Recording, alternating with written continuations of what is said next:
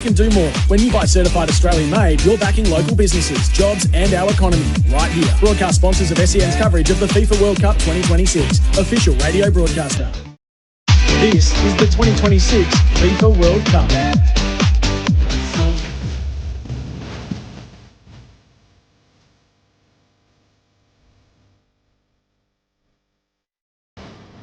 It's Nestor here at Kunda! What a goal from one end of the pitch to the other! Nestor here at Kunda, you star! What a whipped in again. This time the header is in! Japan find another equaliser! Shot comes in and Canada have found the goal. And it is that man, Kyle Larin. It's Connor Metcalf! Oh my goodness! What a goal by Connor Metcalf! Live from Philadelphia Stadium, it's France versus Iraq on SEN's coverage of the 2026 FIFA World Cup.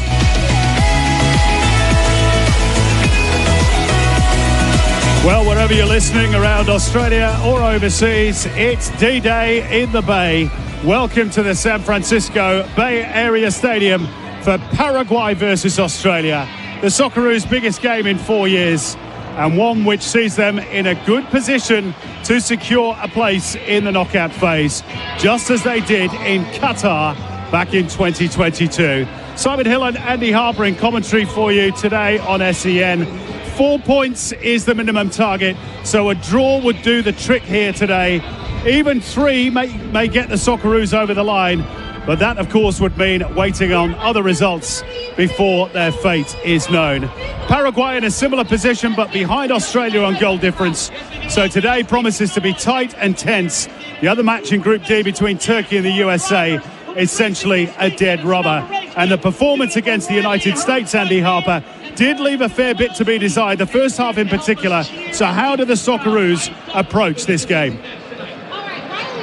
Simon, they have to channel the kick-off and the moments immediately thereafter in Vancouver, which was such an outstanding first half, which really set up the whole tournament. Yes, they went on with it in the second half, but things came badly unstuck in Seattle in the face of the full frontal assault applied by the US.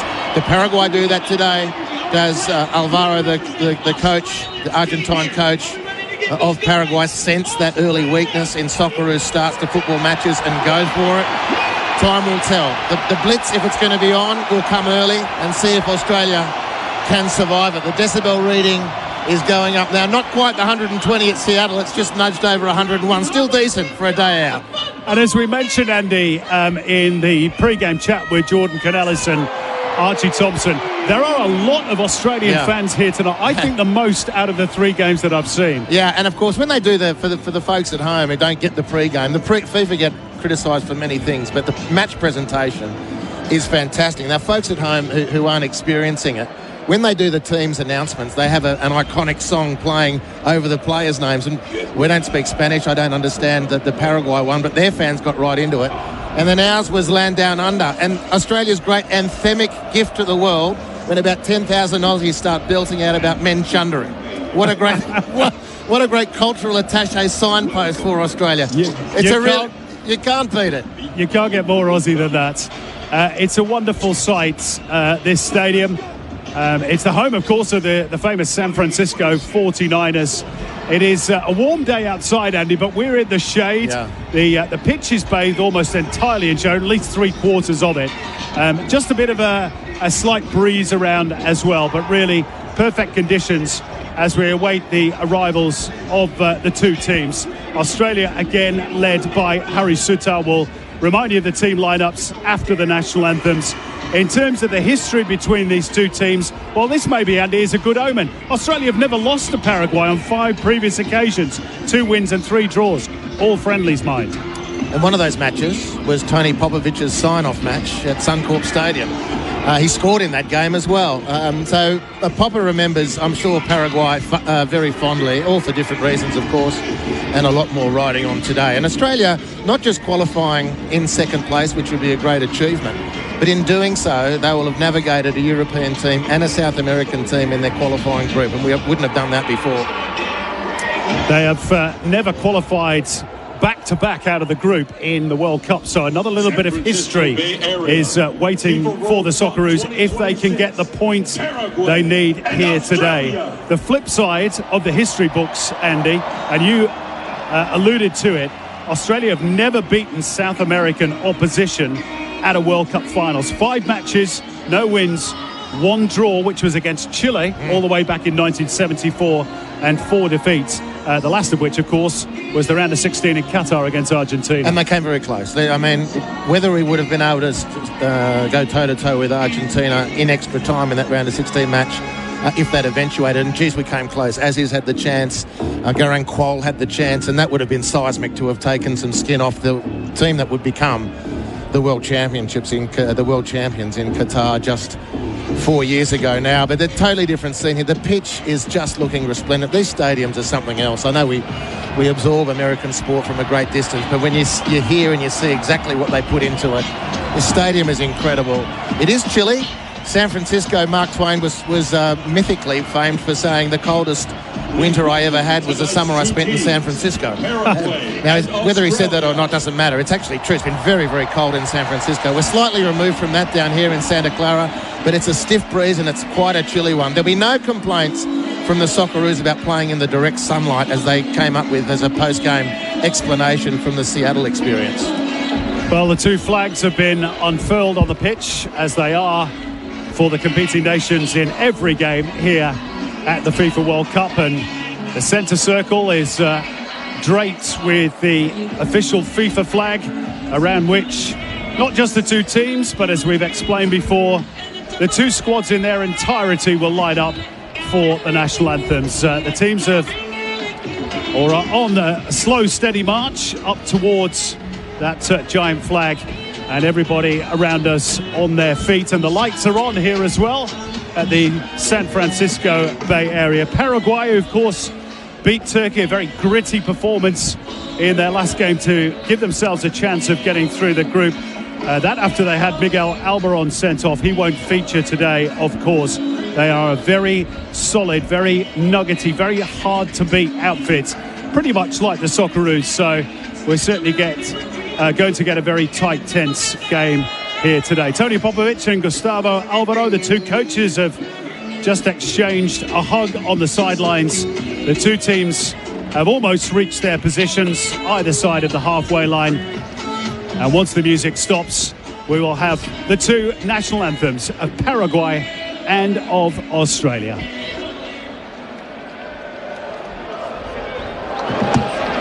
Please rise if you are able for the playing of the national anthem of Paraguay.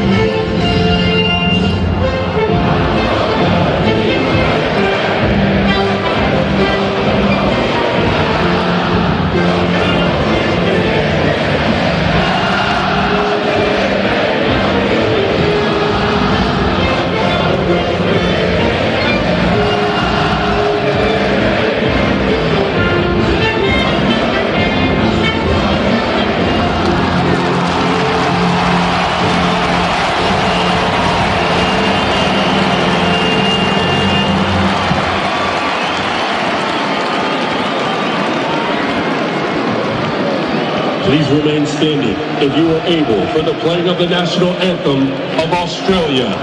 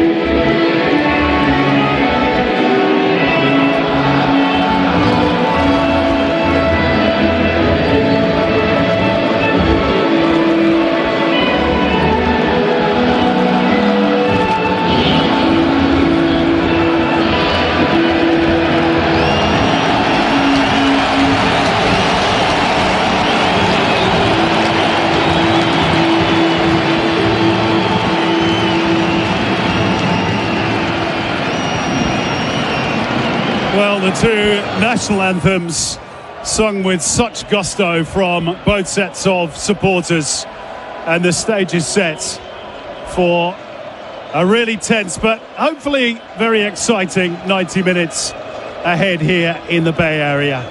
In terms of the team news, Paraguay making 3 changes from the 11 that edged out Turkey at this venue. One enforced, of course, as mentioned, with Miguel Almiron suspended after being sent off in that game. Junior Alonso and Isidro Pita are both benched. In come Alexandra Maidana into what could become a back 5 with Gustavo Velasquez also included. Their attack led by 35-year-old Gabriel Avalos, who's enjoyed something of an Indian summer in his career with Independiente in Argentina, where he was top scorer with 10 in the Apertura. So Paraguay, Orlando Gil in goal, Gustavo Velasquez, Gustavo Gomez the captain, and Omar Aldrete as the back 3. We think that it's Juan Caceres and Alexandra Maidana, the 2 wing-backs. Andre Cubas and Matias Galatz, who scored against Turkey in that 1-0 win in midfield. Diego Gomez and Julio Enciso, the danger man, will play in support of Gabriel Avalos up top. Australia makes 6 changes, as you've heard, as Tony Popovic searches for that spark. Out go Cam Burgess, Paul Okonengsler, Nishan Valupale, Mo Torre, and Matt Leckie and Jacob Italiano are both injured.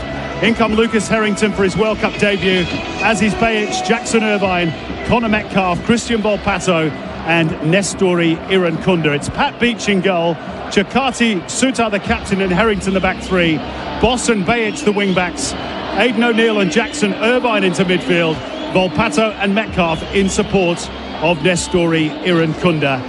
Our referee today, Clément Turpin, the 44-year-old Frenchman from Ulan, and Jerome Brissard heads up the team in VAR. The FIFA World Cup meal at Macca's officially underway with one of 6 free cups in the lineup. Set play master David Beckham, Lamine the Dream Yamal, wing wizard Ronaldinho, the elegant Mr. Thierry Henry, Son, nice one Sonny Heung-min, and everyone's favourite purple player Grimace get one of 6 free cups with the FIFA World Cup meal. Broadcast sponsor of SEN's Drinks Break during the FIFA World Cup 2026 official radio broadcaster. So the 2 teams go into their pre-game huddles. What an occasion, and what a massive prize at the end of it. A place in the round of 32. We don't know who Australia's opponents might be if they were to finish in second spot. It's a fair bet. It might be Belgium, might be Egypt, it could even be Iran or New Zealand. If it's third, well, there are plenty of other options, which will no doubt run you through over the course of the next 90 minutes. But for now, let's focus on Paraguay against Australia. Paraguay led by Gustavo Alvaro, the 63-year-old Argentine, who's returned Paraguay back to basics. They conceded only 10 goals in 18 World Cup qualifiers. And Tony Popovic leading the Socceroos. He got it so right against Turkey, arguably got it wrong against the Americans. He turns 53 on the 4th of July. Will he still be in North America to celebrate by then? The countdown to kick-off is on. Australia in the green and gold, Paraguay in the red and white stripes. And Australia about to kick off their biggest game in 4 years.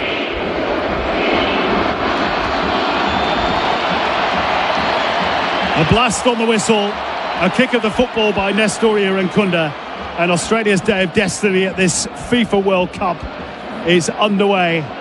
Is it to be agony, or is it to be ecstasy? Andy Harper.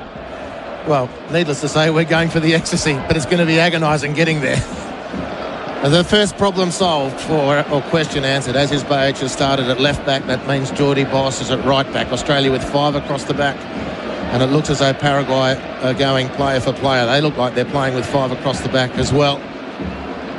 All's going to hinge, or a lot is going to hinge on the opening quarter. I can call it that now, to that hydration break, about 22 minutes in. It's been the big talking point of the World Cup. It's the first marker here today to see what state the game is going to be in. Both teams will have their plans, but as Mike Tyson famously said, the game plan's great until you get a punch on the jaw, then everything changes. Yeah, it's a pretty good analogy for this sort of an occasion.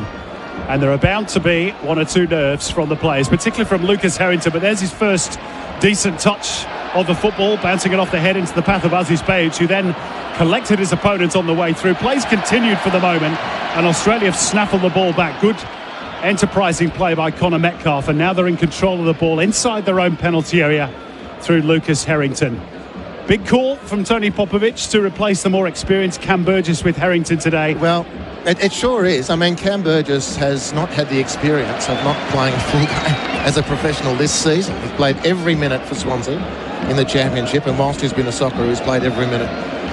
But Lucas Harrington, we've seen, he's been very cool, just 18 years of age, plays his football in the MLS at Colorado. We're not quite sure how much longer. There's a lot of transfer talk about him already, but he's not missed a beat since he's been a Socceroo only a few games in. I'm very confident that he'll do the job here today. Well, the game really yet to settle here in the Bay Area. A couple of minutes gone. Paraguay 0, Australia 0. You're listening to commentary with Simon Hill and Andy Harper. The first half for Valvoline, the original engine oil and official supporter of the 2026 FIFA World Cup. Christian Volpato just got caught on the blind side there by Andre Cubas, who does an excellent job in this Paraguay team, Andy. He plays what they used to call the water carrier role. Yes, indeed, does it well. But that's the Australian quandary or question. Now Paraguay have given the ball away straight to Aidan O'Neill, and Australia looking to build an attack, but Volpato not able to link up with Nestor Irankunda, who then wins a ball in the air, but there's nobody behind him. And Omar Aldrete sends the ball long into the Australian half of the field, where there is no real pressure on the likes of Harrington and Suter. So no Mo Toure starting tonight, or this afternoon, this evening, which, as you've said, has Irankunda playing as the out-and-out centre forward, the number 9. And not really the game that we're used to watching him playing. The first 2 possessions that have gone his way have been contested headers. He's literally more dangerous with the ball at his feet. Let's see if we can get it to him in those situations. Well, they've got the ball to Christian Volpato here by the byline. The cut finds Jackson Irvine, and he forces the first save of the game out of Orlando Gil. Nobody tracked the run of Jackson Irvine into the penalty area, and he was well found by Christian Volpato.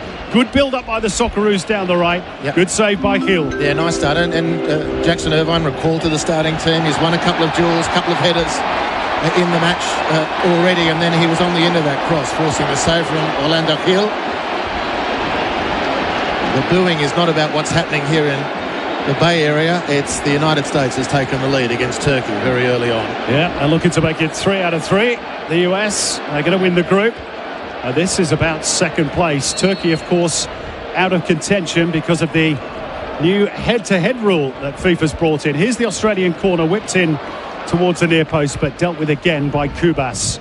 And Australia have to go all the way back to the halfway line and Aziz Bejic and start again. Jordy Boss popping up on the left-hand side, which is his more familiar position, of course. And then slid out towards the right-hand side by O'Neill. Good patient possession play by Australia, who have it just over halfway on the left-hand side of the pitch with Connor Metcalfe. He's pushed back by Gustavo Velasquez. And Australia patient in the build-up. Cherkati on the right, looking for the run of Nestor Irankunda, but Omar Aldrete easily nipping in ahead of him. Back with Australia on the ball, and then Jordy Boss just rather losing his bearings somewhat, and ultimately the ball, it's a Paraguay throw. Another combative header won by Jackson Irvine has already justified his call-up given the stakes here in the style of game that's expected. Well, we just had the Group D table, the live standings flashed up on the screen here. It shows USA top with 9 points, Australia second with 4. We'd settle for that at full time, but they're looking to build something here. Christian Volpato held up well though by the Paraguayan defence. And then Ciso has snaffled the ball away. He is the danger player for Paraguay. Only briefly, Aidan O'Neill was across, but a foul has been committed. It's a free kick to Paraguay. A little glimpse, Andy Harper, of the danger man for Paraguay. It's why he makes me so nervous. And Jordy Boss owes himself and the team a Jordy Boss type performance. He's had a couple of sloppy touches already today and got beaten by Enciso there. But it might have been more going forward for Australia. Volpato with a heavy touch when, with a more measured control, could have fed Nestori Irankunda into space. That breakdown led to the exchange in midfield and the nervousness exposed by Enciso. He is so dangerous, the Paraguayan flyer. Gustavo Gomez lurking at the back of the penalty area. They played it short, and then they'll go cross field, if you like, into the penalty area. But Pat Beach read that really well and claims and releases brilliantly into the path of Nestori Irankunda, who races away upfield. Now the Paraguayans have got back goal side. Diego Gomez holding him up, and Australia have now somewhat lost that momentum, Andy, which is a pity because that was great work from the goalkeeper, Pat Beach. Brilliant. Good run from Irankunda too, but a fantastic recovery from Paraguay, who'd committed numbers forward on the free kick. But Beach did excellently to release the attack so quickly, and Irankunda, doesn't he excite the Australian fans? Well, they're excited to see him in the starting lineup today, along with Volpato, along with Connor Metcalfe, who was also excellent off the bench against the Americans in the second half. Unfortunately, of course, Australia were 2-0 down by then. And the Socceroos in possession again down the left-hand side in the Paraguayan half of the field. This is very much the way that Paraguay play. They're happy for the opponents to have possession of the football, and Australia seeing plenty of it in these opening minutes.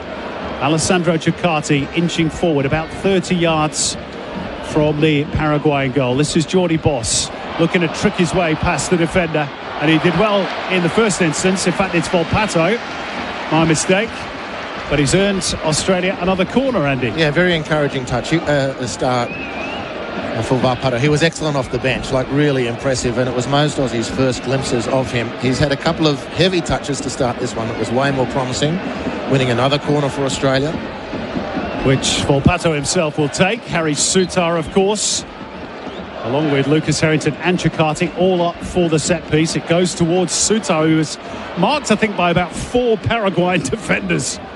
No doubts in their mind where the threat lies. Exactly right. Well, Alvaro talked about him, Harry Sutar, but he was referring to the physical stature of most of the, or many of the Australians. One of the reasons, I guess, they've picked Gabriel Avalos to play up front. He stands at 1.9 metres himself. That, I mean, we're not far from the San Andreas fault, Simon, here, and if those two go off, it might give that particular structure a bit of a nudge. Let's hope not. We did have a little earthquake in San Francisco yesterday. I don't know if you felt it, Andy. I must admit it passed me by. Maybe I was dead to the world. Good on you. Good luck to you. Well, the seismographs will be registering something if Avalos and Sutar go head-to-head from a corner or such like, two mountainous men. The only reason I knew there'd been an earthquake, we all got a warning or an update on our phones. Aziz Behich with the throw. Australia about level with the Paraguayan penalty. Aidan O'Neill tried a snapshot from the edge of the box. He's never scored for his country, and that one, quite frankly, never looked likely. And he's had a great tournament so far, Aidan O'Neill. I think he's been excellent in midfield, and when Australia was struggling against the US, he was one of the few players who was capable of trying to hold things together. He deserves a goal. He didn't even come close on that moment, but showed the willingness to shoot. There's the first little flashpoint between the two players that you mentioned, Andy, Avalos and Sutar. Avalos has stayed down, and the Paraguayan players are not happy. Felt that there was an elbow in play here. We're watching the replay. Well, there was a pointed elbow from Avalos into the ribcage of Sutar, who duly reached across Avalos with his own left arm. It's play on here. Australian throw in. And all those Paraguayan protests falling on deaf ears. And Australia back in possession. Sent long upfield towards Volpato. He's done really well to keep it in play and find Jackson Irvine. Australia building nicely here with numbers too. Jordi Boss goes beyond. Volpato around one defender, through a second, and in the end, Paraguay are happy to thump the ball upfield towards Avalos. Promising signs for the Socceroos. Excellent start. Certainly compared with our last match, and it will cease to do that as more of this game unfolds, but it is the most recent marker we can compare, and they're much better today, Australia. Strangely, Paraguay not trying to put the Aussies under pressure. They've been able to play the ball up to halfway with nary a bit of pressure, and I really thought that they might back themselves, Paraguay, to replicate the US's tactic on Australia and snuff out the back three, our back three, as they tried to bring the ball out. But there's been no inclination, no temptation for them to do that. It's really enabled Australia to settle. Well, we mentioned how good their defence was. By the way, there's just been a goal update in the other game, and there are howls around the stadium because Turkey have equalised against the United States. 1-1 in that game. Paraguay very solid defensively. We mentioned only 10 goals conceded, 18 matches in qualifying, but they only scored 14. And they were kept scoreless, Andy, in 9 of those 18 matches, including 5 goalless draws. Yeah. They're very much a pragmatic team. Yeah. I mean, if you're going to beat Paraguay, you have to do it and fight your way through a bunch of lantana. They're incredibly resolute. They don't score a lot of goals. They don't concede many. It's exactly to your point.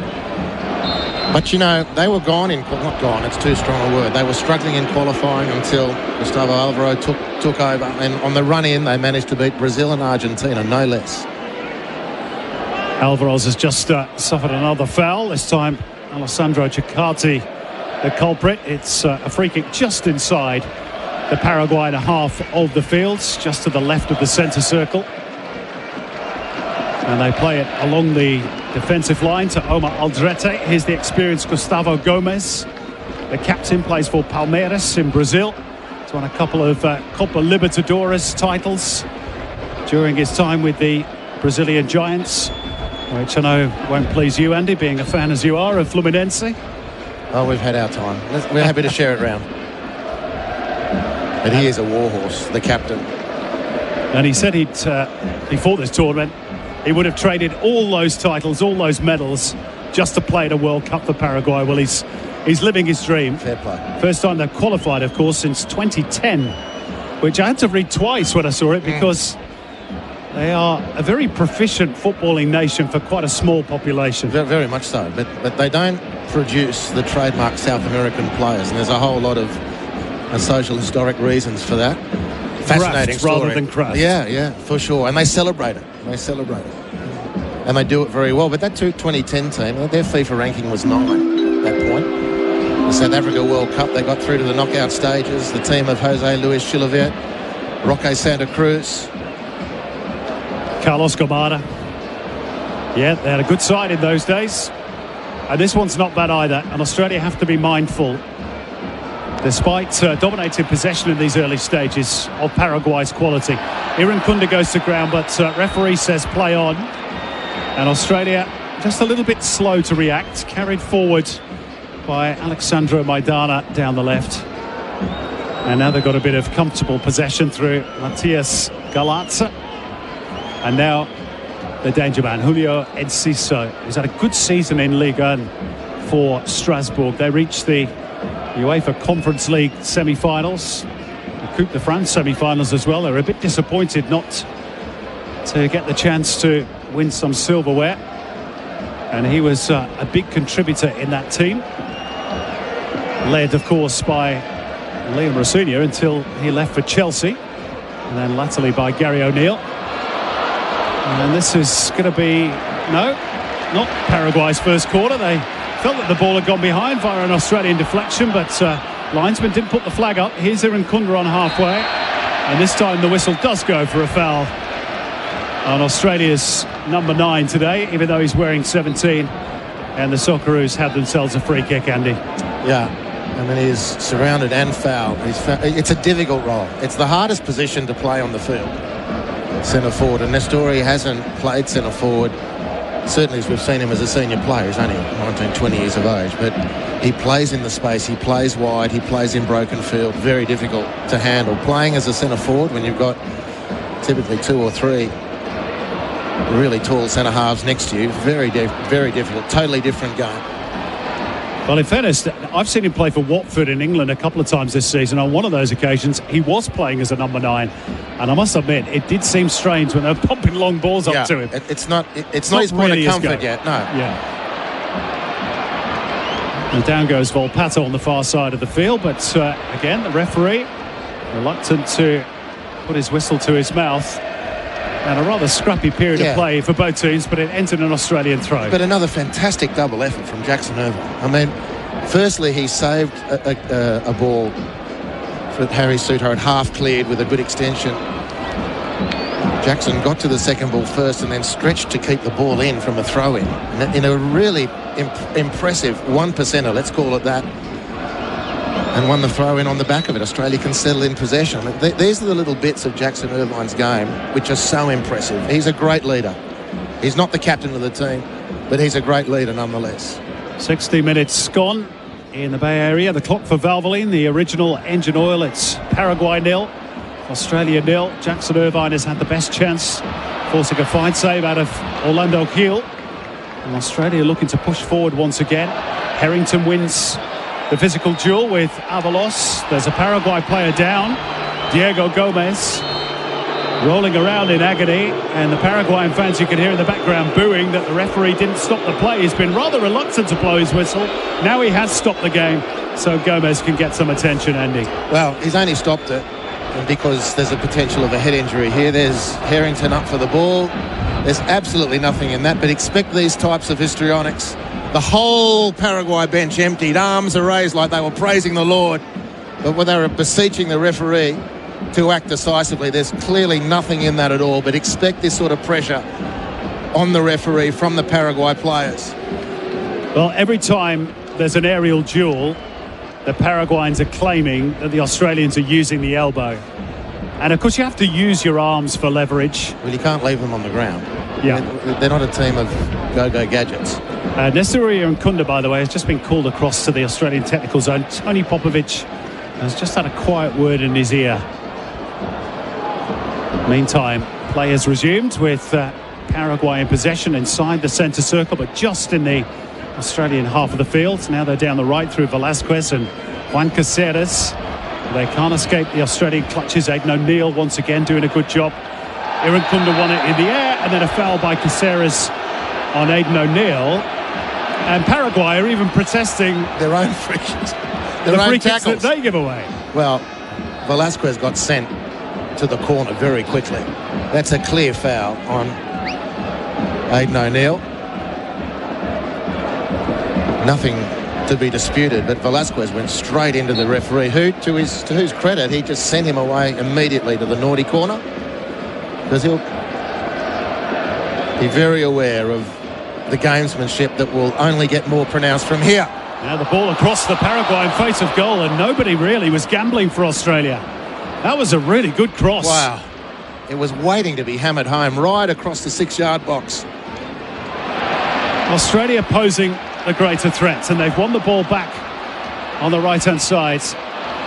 And the attempted cross spoons up in the air off a Paraguayan defender and drops onto the roof of the goal. It was Alexandro Maidana with the last touch. Aidan O'Neill with the burst down the right. It's another corner for Australia. Really amazing work from Aidan O'Neill.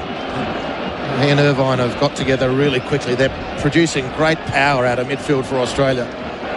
We've just missed that centre forward in the box the last two attacks. Well, once again, it'll be Christian Volpato. Jackson Irvine taking care of a second football that is straight onto the field. And Harry Suter very much being keenly watched once again. Volpato too flat, that delivery. Needed a bit more elevation, Andy. And Australia have to go back to the halfway line and start again. We haven't been able to, in any of the three games actually, eke out any advantage from our corners and set pieces. And that floated ball forward from the corner from Aziz Bayic, drifts away from Jackson Irvine and harmlessly behind from Paraguay's point of view for a goal kick. On the Valvoline scoreboard, the original engine oil and official supporter of the 2026 FIFA World Cup, it is Paraguay 0, Australia 0. Simon Hill and Andy Harper with you in commentary today on SEN. This vital game in Group D for Australia. A point will be enough to see them secure second place behind the United States and a spot in the round of 32. The ball at the moment is midway inside the Australian half of the field. It is going to be a Paraguay throw, and the Australian fans who are near the touchline are giving the linesman a few verbals, Andy, because they felt that should have been a Socceroos throw. Well, I don't think Connor Metcalf agreed. I think he'd given that one up. It looked clearly to have rebounded off him. As is, couldn't see he'd taken a wild swing to clear the ball in the first instance. Here's Julio Enciso. Chakati in the hot pursuit, and Enciso has run the ball out, level with the Australian penalty area, and it's out for an Australian throw. We've just got, intriguingly, a little table of the third-placed rankings, which at the moment in Group D, of course, means Paraguay. And the way things stand, they would be out of the reckoning, Andy. And you just wonder whether the players are aware of all the different machinations as the game is going on, or whether they've just got to focus on trying to get 3 points. Well, they'll be trying to take themselves out of those calculations by getting the points they need. Very, very tight. 3 points might not be enough.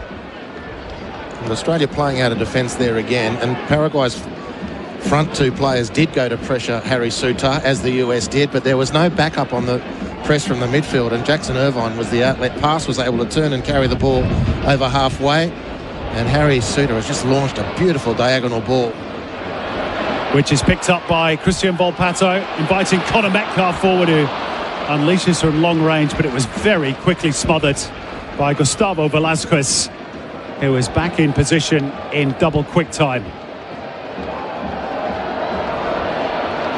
And approaching the hydration break, the end of the first quarter, Andy. And Australia probably, you can say, are on top. They've certainly created the better scoring opportunities. Not many of them, but one decent save by Orlando Gil. Yeah, no, they're looking very promising. Australia have started very well, actually.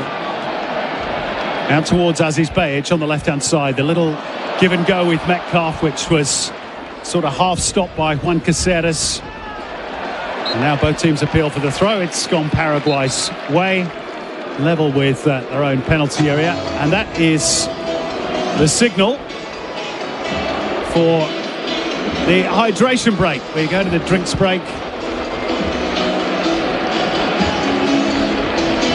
with DrinksWise. Drink Break, sponsor of SEN's coverage of the FIFA World Cup 2026. Official radio broadcaster for all the goals, for all the corners, for all the passes, for the underdogs, for the champions, for the all-conquering moments, for the watch parties you might be attending during the tournament, maybe at home, maybe at the pub, maybe at the club. The Cup only comes around once every 4 years, and you want to experience and remember those moments, cheering with your family, your friends and other fans, celebrating together as one, celebrating at the right pace and looking after yourself while you do it. So if you're choosing to have a drink, do make sure it's in moderation. And remember, you won't miss a moment if you drink wise. Drink Wise, drinks break sponsor of SEN's coverage of the FIFA World Cup 2026, official radio broadcaster. It's time for the McDonald's drink break. The FIFA World Cup meal at Macca's is officially underway, with one of 6 free collectible cups. Broadcast sponsor of SEN's drink break during the FIFA World Cup 2026, official radio broadcaster. So, Andy Harper, take two. Your thoughts on that opening 22 and a half minutes? Very happy with Australia's output. Very, very happy indeed. Very surprised by Paraguay's approach. I thought if they were going to try and expose Australia, they'd do it early, and they'd do it the way the US did. There's been no sign of that at all. So they're plotting their own course. Time will tell if it's going to work. What it's enabled is Australia to settle into some more promising football and more confident play, and that might actually hurt Paraguay in the longer run. No sign of any nerves from the team. Haven't been put under that direct pressure, so we don't know what sort of test they might have passed. But it's set up nicely for Australia. I think the test from this point on to go into half-time now, if this momentum continues, is to find a better way to bypass Nestoria Nkunda, to build attack outside of Nestoria Nkunda, so that he can get out of the traffic, the heavy traffic of the central defence, and then get in behind them. We can play him into the space. As a target, it's a really tough position. You know, Mark Viduka, my favourite Australian player of all time, often criticised, for not scoring enough goals as a Socceroo. But what he did better than anyone else was occupy those centre halves with unbelievable technique. Nestori's a totally different player, so Popovic has to find a different way of unleashing the Nestori Irankunda skill set. And in fairness, Andy, I mean, there were two occasions in that first half, one which led to the chance for Jackson Irvine, where Irankunda maybe did drag those defenders away, and that opened up the space because nobody tracked the run of Jackson Irvine at all, and he forced a fine save out of Orlando Hill. And then the run from Aidan O'Neill down the right, and unfortunately that was the time where there was nobody in that number 9 position. That's when you needed the penalty area centre forward, and we don't have one of those in the starting lineup today. But the boys who've started have done terrific. They're really terrific. I mean, people at home should not be comfortable by any means, because this is still nerve-wracking, but they've started very well, the boys. Play back underway after the hydration break. Still Paraguay 0, Australia 0, and Aziz Behich driven back by the very purposeful presence of Diego Gomez. Nicked back though by Aidan O'Neill. Australia looking to break quickly in transition. It's out to Connor Metcalf on the left-hand side. Irankunda is the only Australian in the box at the moment. And Metcalf turned into a bit of a blind alley, but he's been helped out by Aidan O'Neill.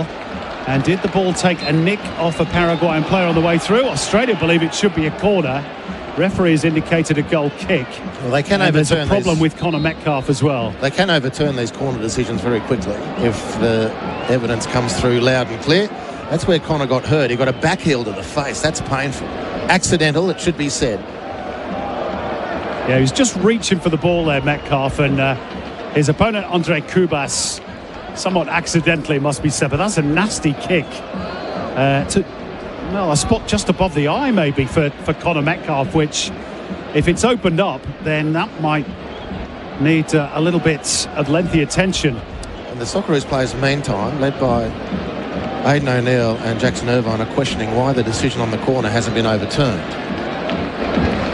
Well, it certainly looked to the naked eye, Andy, as though it took a slight nick off the Paraguayan defender. And as you rightly point out, the new FIFA rules at this World Cup state that if the decision is made quickly by VAR, then they can overturn an incorrect decision. Tony Popovic is pleading his case to the fourth official. There is a bit of blood over the eye of Connor Metcalf, which they're doing their best to staunch at the moment. Yeah. The doc for the Socceroos, who we know very well. Yeah, Harry Sutar's indicating to the bench that they're going to need a new shirt. So a head wound has opened up for Connor. He's going to have the tape applied and the gauze to try and stem that bleeding. And I think you're right, he will probably need a change of shirt. So lengthy delay here. There's a lot of blood on the hand of Connor Metcalf as well. That's being wiped away at the moment. Natural reaction, I guess, when you get a cut above your eye, you put your hands to feel how bad the cut is. So they're doing their best to patch him up and get him free of the blood, to make sure the referee's satisfied that he can continue. And doing the laundry on the way. So Connor Metcalf now looks like a rugby union prop forward, with the bandage around the head. We're going to have a change of jersey for him as well. Joel Freem, the backroom staff, or one of them. And Metcalf should be able to continue, but unfortunately for him and for Australia, Andy, it won't be from a corner. That goal kick decision stands. Metcalf is back with us. Good to see. It's not a concussion episode. It's just the blood wound, or the open wound on the forehead. There's Connor now charging into pressure. Velasquez. Off the head of Caceres and towards Julio Enciso. Chakati very quick to smell the danger and scoop the ball out for a Paraguayan throw. About 15 metres inside the Australian half. That throw-in's going to have to be retaken because they've got two balls on the pitch, and Nestor Irankunda thumps the ball towards the far side of the pitch so hard that it's rebounded back off the advertising hoardings and back onto the field of play. And maybe just a little indication of his frustration that he's not seen a lot of the ball, Andy. Could well be that. The game hasn't settled in that particular sense. A long throw headed on by Avalos, who again went to ground. Irankunda wins it back, and Australia looking to spring forward. Volpato, there's a lot of traffic outside that centre circle. That's the one Nestor wanted, Simon. And that's the one he wanted. He steamed in and towed the ball away to win Australia possession. Then he went up, followed his left shoulder straight upfield in behind the Paraguay defence, and he wanted Volpato just to drop the ball, give him something to chase down. Volpato, a heavy touch. He ran back into traffic and lost possession. Paraguay now moving the ball. And there's a Mexican wave going around the stadium at the moment. Mexico, for their part, of course, already safely through from Group A to the knockout phase. Paraguay in possession down the right through Matias Galazza. And now it's Juan Caceres looking to get the better of Aziz Behich, who stands his ground almost by the corner flag, deep inside the Australian half, and clears upfield. Picked up by Diego Gomez, who sends it back to his namesake and captain Gustavo Gomez. Now Omar Aldrete, who's had a very good first season in the English Premier League with Sunderland. There is plenty of quality in this Paraguayan 11. Flipped forward by Velasquez to the edge of the Australian box, but Chakati comfortably won it. And now Jordi Boss looking to stride forward, weaving his way through traffic. Irankunda. The ricochet will fall his way. Chance for him to stretch his legs, but he showed too much of it to Alexandro Maidana. And Australia are only out of possession for a matter of moments. That was excellent from Jordi Boss. Not just the initial dribble to open up the field, but then when Irankunda lost the ball, it was Jordi Boss who threw himself selflessly to win the possession, and successfully so. Australia now coming over halfway through Boss. Turkey have taken the lead, by the way, against the United States by 2-1. Looking to end their campaign with a flourish, even though it won't be enough to see them through to the round of 32. Australia got a free kick here for a foul by Caceres on Aziz Behich. Went right into the back of the ankle. And Gustavo Alvaro was not happy about that, feeling that his team has been hard done by in the decision stakes. But then he would say that, Of course he would. Aziz will have a couple of black toenails after that one. The full force straight down on the top of his foot. So a free kick, left-hand side of the pitch as we look down from our vantage points. High in the stand that has a row of corporate boxes behind it. Looks a little bit like La Bombonera on our side of the field. Christian Volpato about to deliver for Australia. Sent up the signal, plays it short for Aidan O'Neill, who floats it, slicing through the ball, but nobody in an Australian jersey on the end of it, Andy. So this is a set piece, rehearsed, and there was a variation on just getting the ball into the box. And it was a low percentage. If that was a plan, that's a really low percentage execution. There was really flat delivery from Aidan O'Neill. Clearly that's what was rehearsed, but you've got to get them millimetre perfect from that range. This first half for Valvoline, the original engine oil and official supporter of the 2026 FIFA World Cup. It's still Paraguay 0, Australia 0, 34 minutes played. Australia going forward down the right-hand side through the left-footed Jordi Boss. Held up by Maidana, won back by Irvine. And then hooked up in the air, somewhat strangely, by Volpato. The loose ball might fall yet for Australia. And that's surely a foul by Julio Enciso. It's great. The referee agrees. It's great play from Australia. Started on the near side with Aziz Behich, first touch, into Jackson Irvine, first touch, opened the field down to Jordi Boss. Chakati saving things in the end once Australia's attack was turned around. Really good play from Australia. Yeah, not much wrong with their first half so far today, in contrast to the one in Seattle. All that's missing really is a goal at the end of it. Here's Jordi Boss as they look to create something.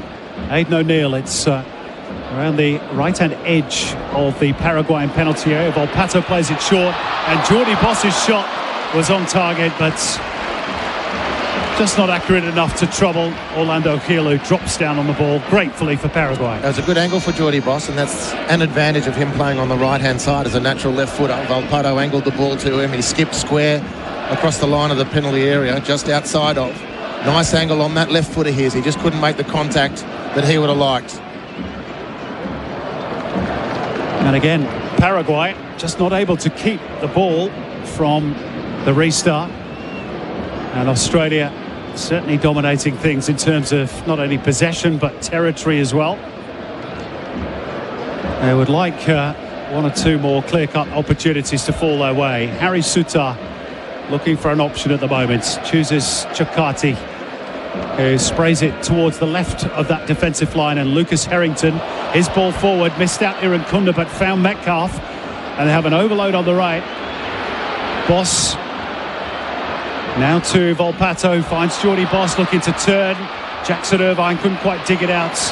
It's good defensive work by Andre Cubas for Paraguay, who were able to gather the ball and take it upfield through a tricky Julio Enciso. This is the danger for Australia.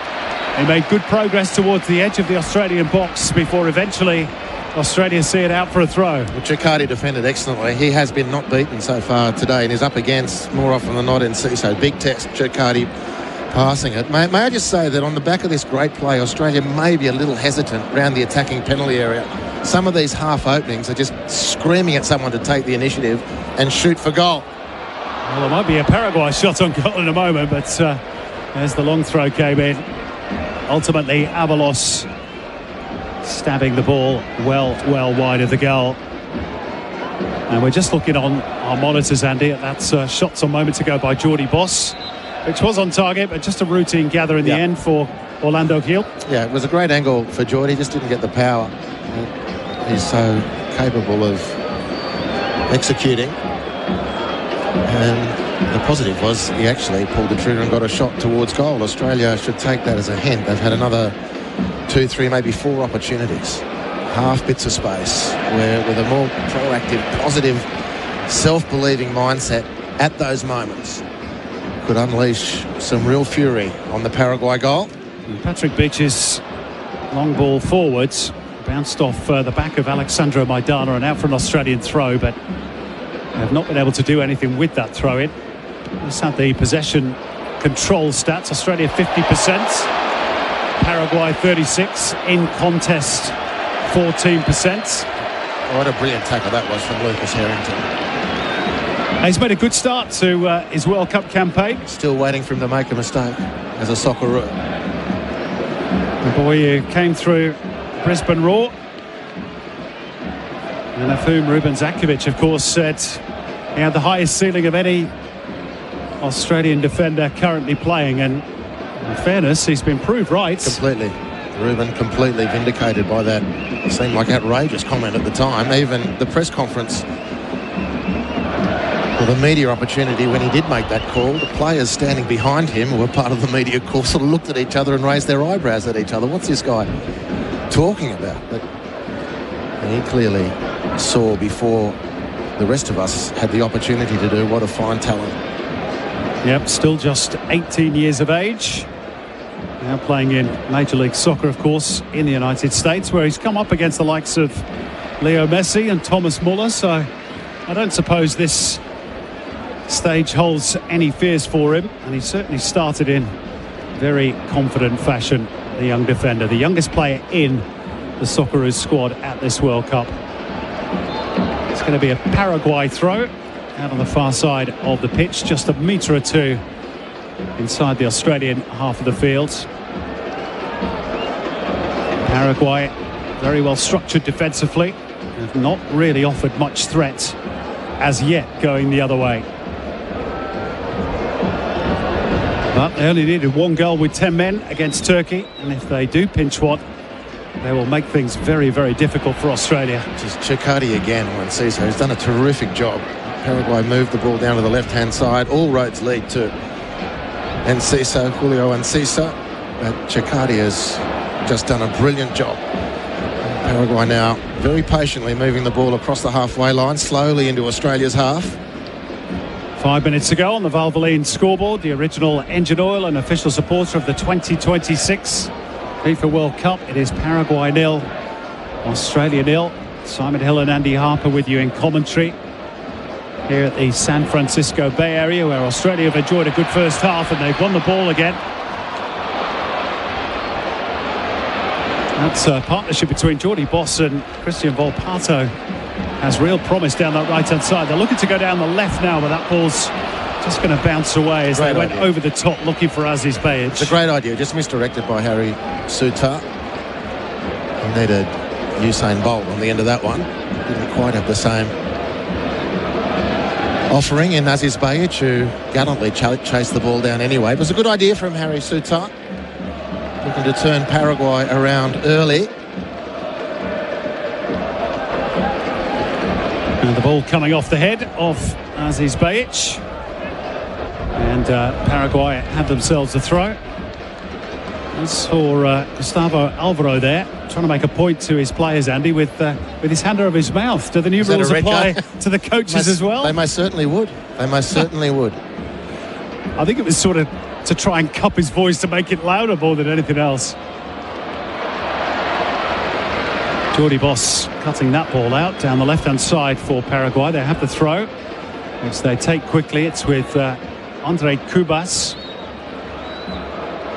who leisurely plays it back towards Omar Aldrete on halfway for Paraguay. Everybody behind the ball for Australia.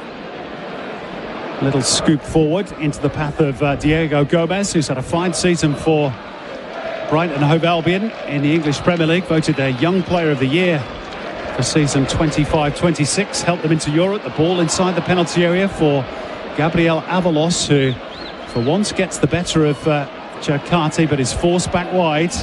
Now it's with Matias Galarza. Back towards the Paraguayan defenders. This is Gustavo Velasquez, and then out to the right for Juan Caceres.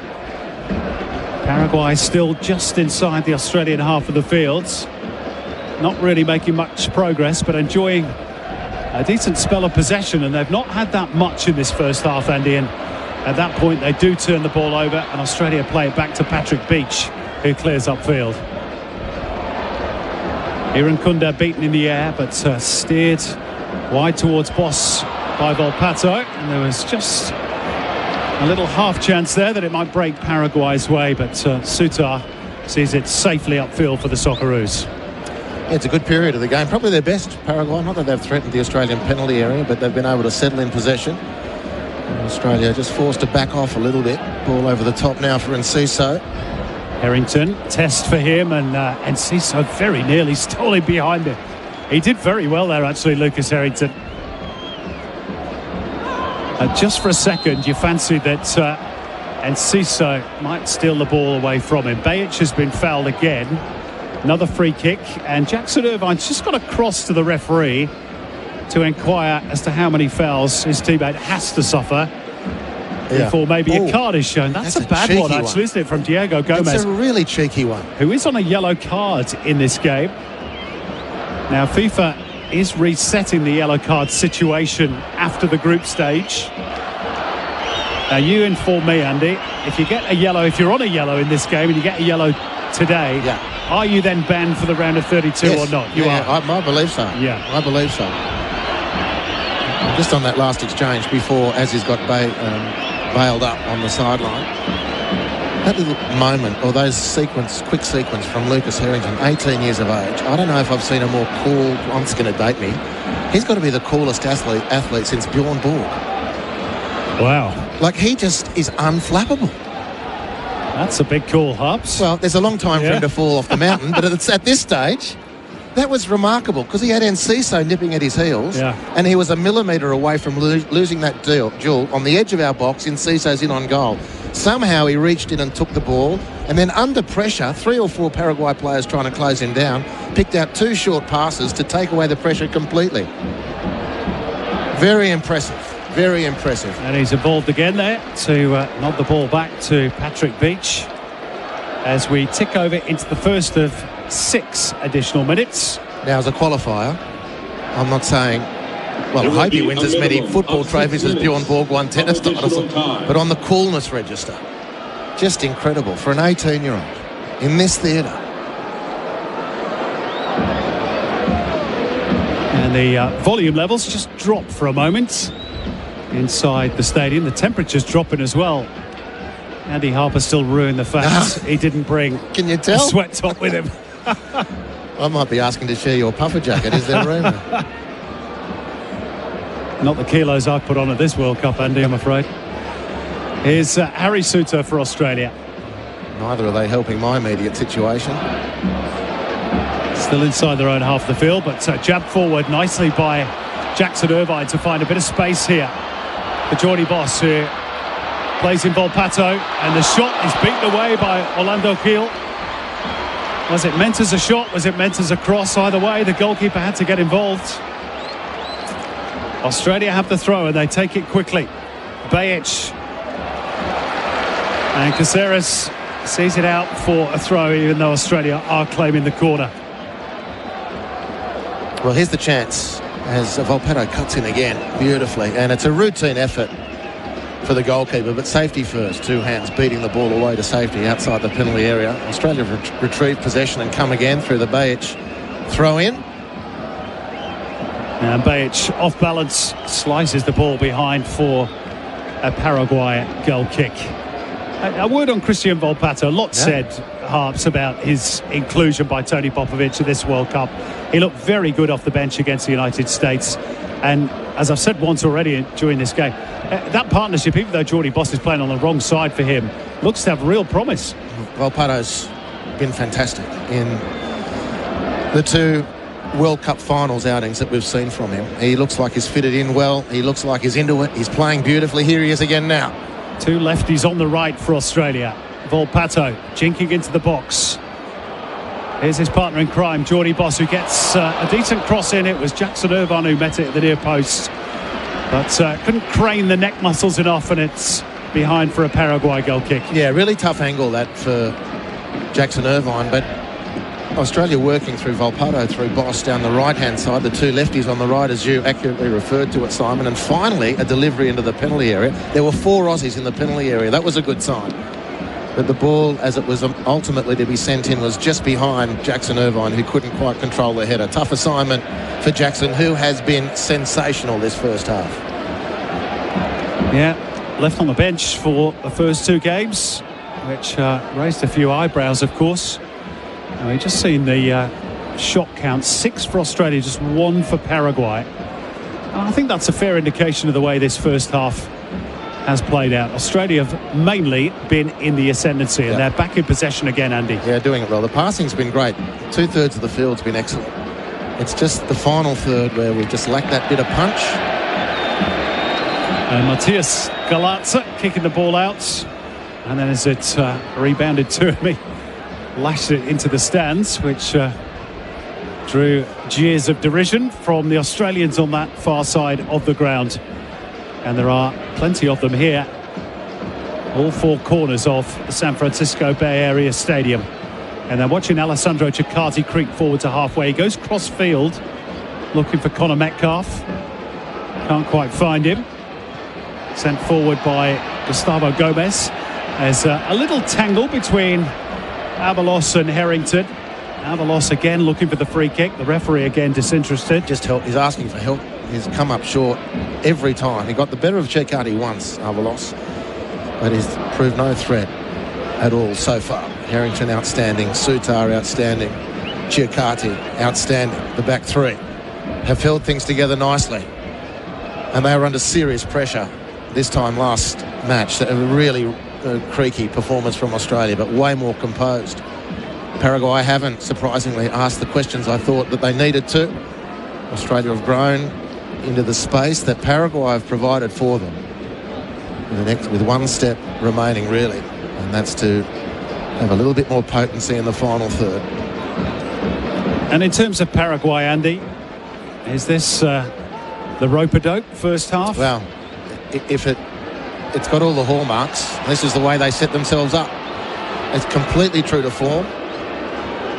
Surprised as I am that they didn't take what might have been an opportunity early if Australia was going to be nervous after last start. But they've ignored that, evidently. And they're just going through their own processes and motion, and that's still going to make them a very tough nut to crack. As it stands, Australia are going through as Group D runners-up, and Paraguay would have to wait on the results of all the other matches to see if their 4 points, always assuming it ended all square, of course, would be enough to take them through. We're deep into first half stoppage time. We've almost played the minimum of 6 minutes. Australia back as they've been for most of the half, in comfortable possession inside their own half of the fields through their captain Harry Suter, who looks to float one over the top. And Geordie Boss has got the better of his opponent Maidana just briefly. Brings Volpato into play. Volpato left hand side of the area, gets the cross in, but it was behind all the Australian attackers. And that is half-time in Santa Clara, a half that Australia will be pleased with. The only thing missing really is the goal. Jackson Irvine tested Orlando Gil with a shot after just 3 minutes. He had a header that flashed wide. Gil beats another one away from Christian Volpato.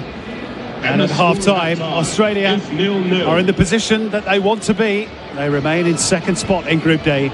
It is Paraguay 0, Australia 0. SEN says yes to going out after the game with DD. Cheap trips so you can do more. When you buy certified Australian made, you're backing local businesses, jobs and our economy right here. Broadcast sponsors of SEN's coverage of the FIFA World Cup 2026. Official radio broadcaster. Celebrity Cruises' end of financial year sale is now on. Book now and save up to 75% off your second guest. Plus, save up to $1,000 per room. Hurry, ends Tuesday. Conditions apply. Did you know you can watch all your favourite SEN shows on YouTube? Subscribe today. Boost Mobile's end of financial year deals work harder than a tradies accountant at tax time. Boost Mobile works its ass off. Did you know you can watch all your favourite SEN shows on YouTube? Subscribe today. The FIFA World Cup meal at Macca's is here. Score a free cup with 6 to collect. Featuring Beckham, Ronaldinho, Henry, Yamal, Son and Grimace. The FIFA World Cup meal at Macca's. Available at participating restaurants for a limited time while supplies last. All rights reserved. FIFA World Cup 2026. When you're stuck in a long queue or sitting for a new hairdo, add some thrill to your wait with our $40 million jackpot every 3 minutes. Keno Go. Download now. 18 plus only. T's and C's apply. Gamble responsibly. Metricon wants you to live it up. Right now, Metricon is giving you $60,000 to upgrade your new designer series home with some of Australia's leading home brands. From kitchens to bathrooms to living spaces. Add the finishes that make it yours. The Metricon Live It Up celebration. On now. Visit metricon.com.au. T's and C's apply. CDBU 52967 NSW 174699C.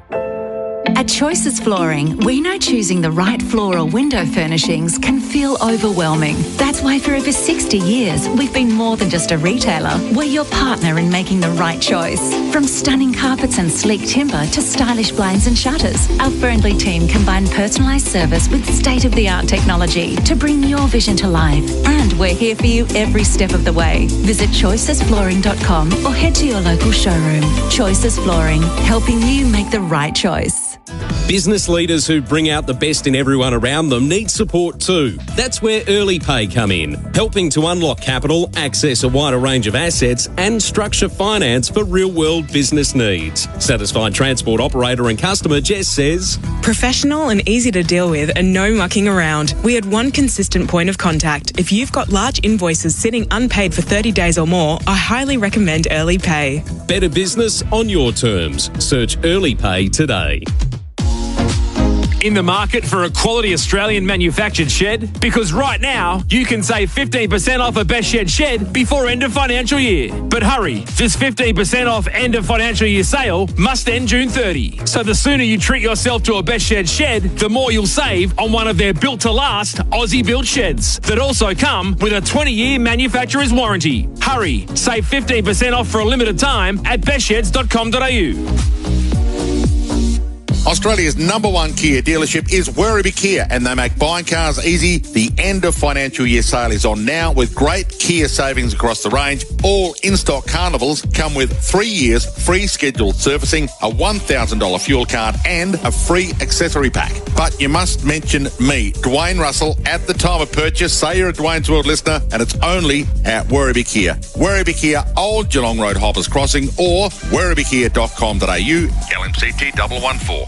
Blitz into Chemist Warehouse for the end of financial year Blitz and get half price off the Nature's Own range. Pick up glucosamine sulfate 400 tabs for just $24.99. Bump up your B12 with B12 Nature's Own 1000 microgram 120 tabs, $14.74. Make your self-care routine even better with ashwagandha plus 60 tabs, $14.99. And complete the set with Complete Sleep Advance 40 tabs, $19.74. Care for yourself and your bank account with the Chemist Warehouse end of financial year Blitz. Chemist Warehouse. Great savings every day.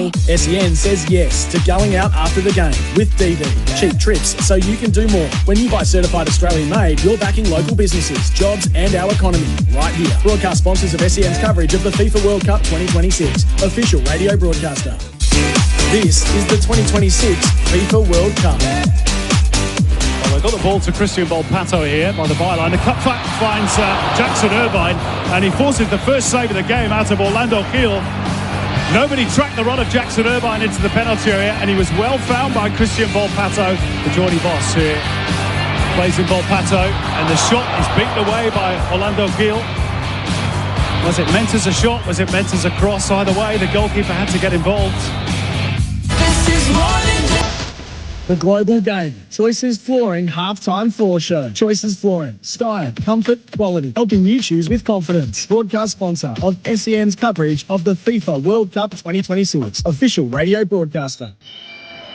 Yes, this is the Global Game Choices Flooring Halftime Show. We're back in the San Francisco Bay Area. Our first half recap, thanks to Host Plus, named Best Super Fun by Money Magazine, Finder and Mozo. That's a plus, issued by Host Plus Pty Limited.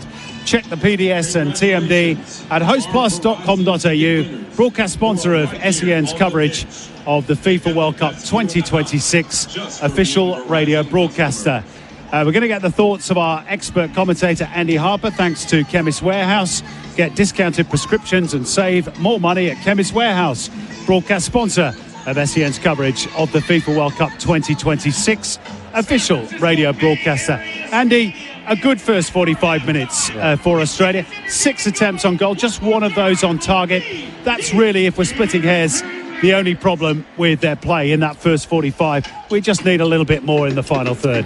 Well, hairs have to be split, Simon, because this is the money end of the ground. They've established a great foundation, a really good first half from the Socceroos, particularly after the fallout from the loss against the United States, where they really blotted their own copybooks really as a collective. But they've been great here in the first half, and pretty much dominated the match. I just feel in that final third, it's a mentality game.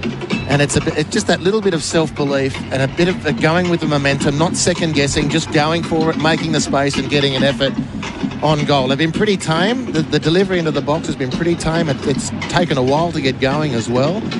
And when those passes has come in, they've not been accurate enough. And it's not just splitting hairs, Simon. This is where games are won and lost. Okay, Paraguay haven't offered much, but you're not going to put your house on the fact that they're not going to get a side on goal. And if it gets down to a battle of who's going to be more clinical, we could be in trouble. So now it's an issue for Tony Popovic to make sure all the work they've done till now physically is one thing. All the work they've done till now tactically is another thing, because they've had two good games in total now. The Vancouver game, the last half of the US game, and now this first half here. That's all gone well. Errors have been made. Improvements have come about. Now it's a mental game. Which team is going to be able to compose themselves in this tight run-in? And that's the job Popovic has to do with his team at half-time and into this second half. OK, let's talk big moments. Thanks to Liquorland. Game on, drinks sorted. Legendary. Liquorland, broadcast sponsor of SEN's coverage of the FIFA World Cup 2026. Official radio broadcaster. And in the absence, Andy, of any goals and much goal-mouth action, if we're being honest, let's pick out a couple of individuals. Volpato and Boss have combined quite nicely at times down the right, the two left-footers. And you've been very praiseful Is that a word? Yeah, Praiseful? It is now. And Lucas Harrington. Yeah. Well, I think O'Neill's been excellent. Again, third game in a row, he's been one of our best. Jackson Irvine, just fantastic in midfield. Chikati, the job he's done when it's fallen to him to keep Enciso in his back pocket, excellent. Harrington, well, we just keep growing in admiration as every step the 18-year-old makes. And up front, Christian Volpato is showing that he's got plenty to offer. Now, the question, another big question, is Nestoria and Kunda. Are we sure, do we think he's actually got 90 minutes in him? Tony Popovic has said he doesn't think he does. So he's played the 45 now. You've lost that advantage off the bench. How much more can Nestori put into this game before he has to take a rest and give someone else the opportunity? You lose a lot of firepower when Nestori's not on the field. OK, we will talk about potential changes when they come back out for the second half. They were the thoughts of our expert commentator, Andy Harper. Thanks to Chemist Warehouse. Get discounted prescriptions and save more money at Chemist Warehouse. Broadcast sponsor of SEN's coverage of the FIFA World Cup 2026. Official radio broadcaster. And our halftime partner is Choices Flooring. Broadcast sponsor of SEN's coverage of the FIFA World Cup 2026. Official radio broadcaster. SEN says yes to going out after the game with DD. Cheap trips so you can do more. When you buy certified Australian made, you're backing local businesses, jobs and our economy right here. Broadcast sponsors of SEN's coverage of the FIFA World Cup 2026. Official radio broadcaster. Springvale Homemaker is open until 9 p.m. tonight. Shop Harvey Norman, Domain, IKEA and more. Late night shopping at Springvale Homemaker Thursday and Friday until 9 p.m. Did you know you can watch all your favourite SEN shows on YouTube? Subscribe today. Bupa Optical's biggest end of financial year sale is on now. Save 30 to 50% off designer frames and sunglasses store-wide. Ends 15 July. T's and C's apply. Excludes Meta frames. Did you know you can watch all your favourite SEN shows on YouTube? Subscribe today. G'day there, a breakdown on the Monash Freeway inbound approaching High Street. It's in the left-hand lane with speeds back to 40 k's. Delays are back to Warrigal Road. Plenty of Socceroos fans in the city watching the game against Paraguay in progress. Flinders Street closed westbound between Russell Street and Swanston Street. Take Collins Street instead. Sovereign Hills' iconic Winter Wonderlights is back to dazzle after dark. On now until July 19. Book now at sovereignhill.com.au. And you won't miss a minute of this year's AFL season with every game live on SEN and streaming on the SEN app. The FIFA World Cup meal at Macca's is here. Score a free cup with 6 to collect. Featuring Beckham, Ronaldinho, Henry, Yamal, Son and Grimace. The FIFA World Cup meal at Macca's. Available at participating restaurants for a limited time while supplies last. All rights reserved. FIFA World Cup 2026. When you're stuck in a long queue or sitting for a new hairdo, add some thrill to your wait with our $40 million jackpot every 3 minutes. Keno Go. Download now. 18 plus only. T's and C's apply. Gamble responsibly. Say yes to tackling a couple of soccerooners at your local after the match. You get it? Soccerooners, schooners. It sounds like schooners. Anyway, say yes to going out after the game. Say yes. Hi, Dee. It's official. 3 of Australia's biggest players, Money Magazine, Finder and Mozo, all declared Host Plus the best super fund winner.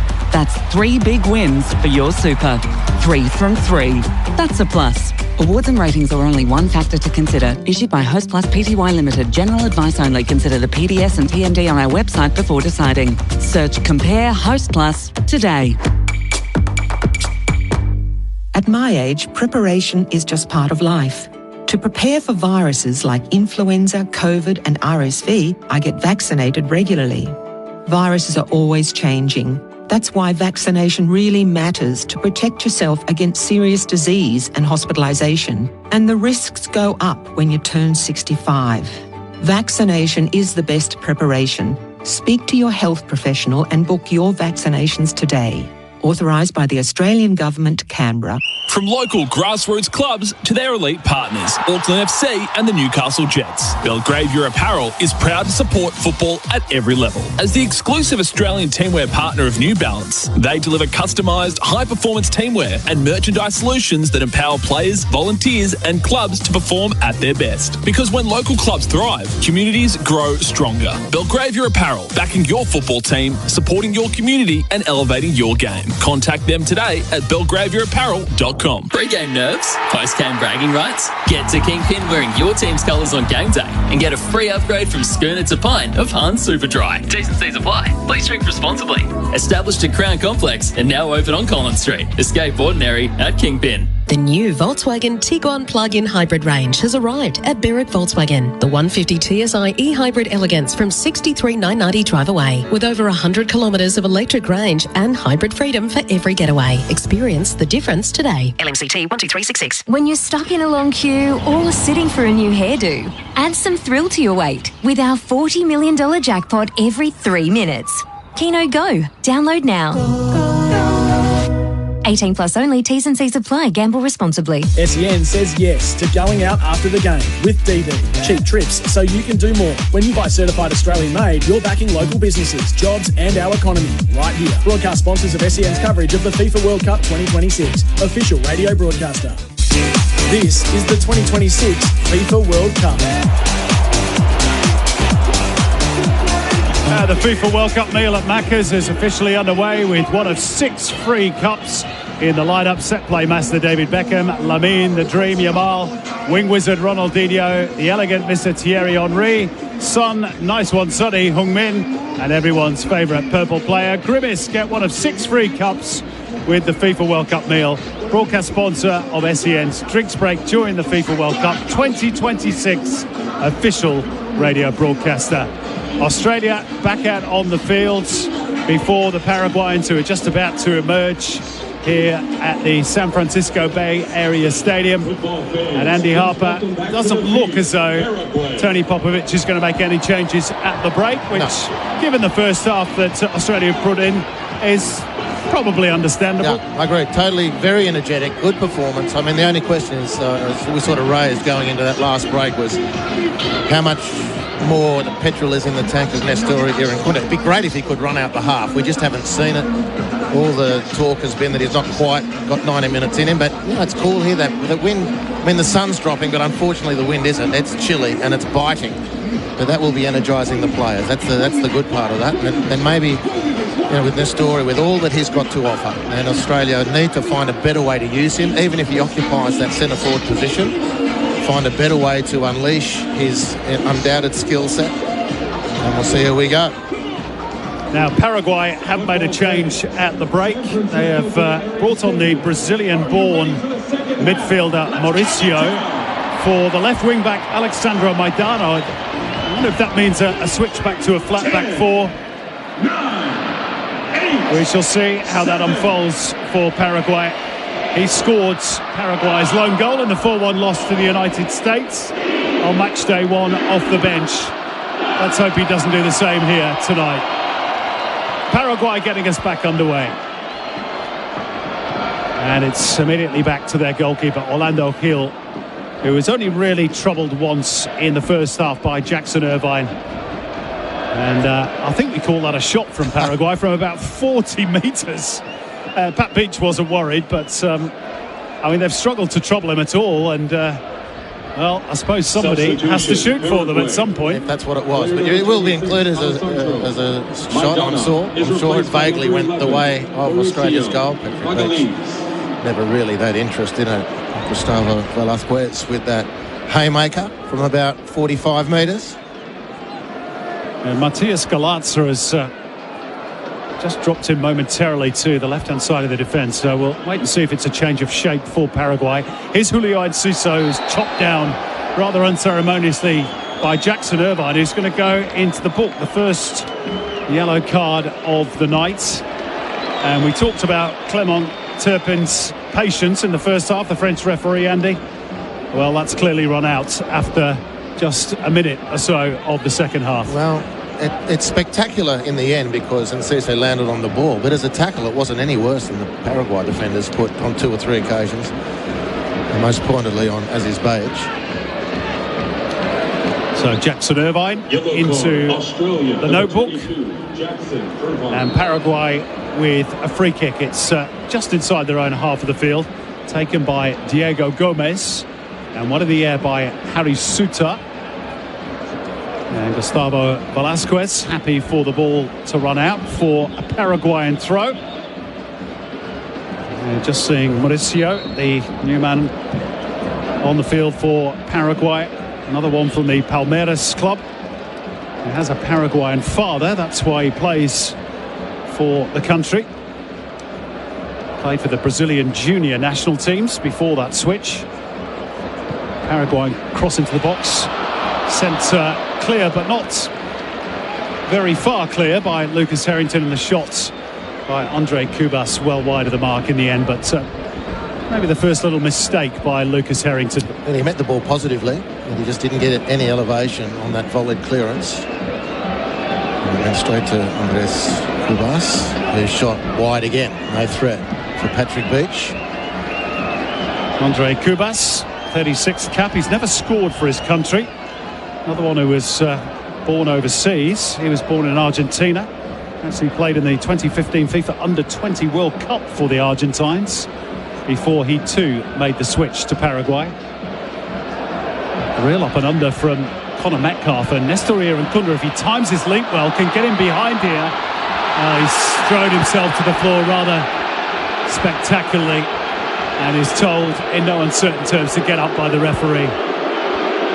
That was a very hopeful dive into the box by Irankunda. It was, but he just got that half yard and there wasn't a lot else going for him. He tried to entangle himself with that half yard of advantage. Nice work from Jordi Boss on the right wing. Yeah, little swivel of the hips, and then he was blocked off by Matias Galazza as he attempted to carry on through for the return pass. The referee says that's okay, and then the ball gets away from Galazza, so perhaps justice is done because Australia have a throw-in.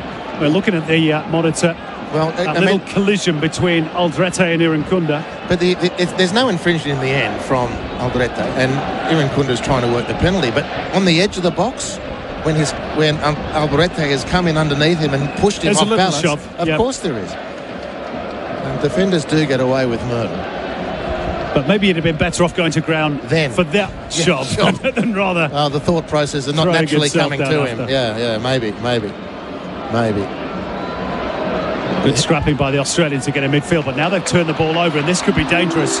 Mauricio on the run for Paraguay, and he's fired in their first shot on target, which brings the Paraguayans in the crowds to their feet. It's a routine save in the end for Pat Beach, but another little glimpse that Paraguay do pose a danger if Australia are too casual in possession. Yeah, well, they got in the tangle in the centre circle, and when Mauricio won that ball, Australia's midfield was breached. He ran at the central defence, who retreated as they needed to. Mauricio ended up opting to shoot from distance. It didn't trouble Patrick Beach, but it's been a good start from Paraguay in this second half. 49, nearly 50 minutes played on the clock for Valvoline, the original engine oil. It's Paraguay 0, Australia 0. You're listening to live coverage from the San Francisco Bay Area Stadium with me, Simon Hill, and Andy Harper on SEN.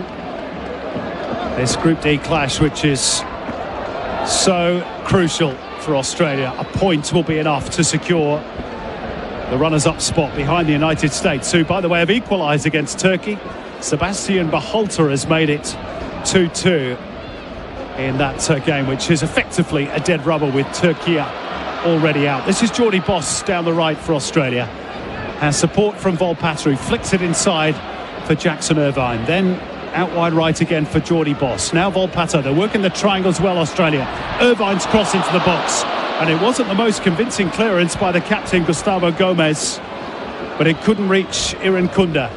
Australia have it again through Metcalf. That cross is fended away more effectively this time by Gustavo Gomez. And then Siso trying to make progress, although he's still deep inside his own half of the field with Aidan O'Neill at his back. Now Australia retreat somewhat and Paraguay have more comfortable possession, Andy Harper. Well, that was a good break from Australia.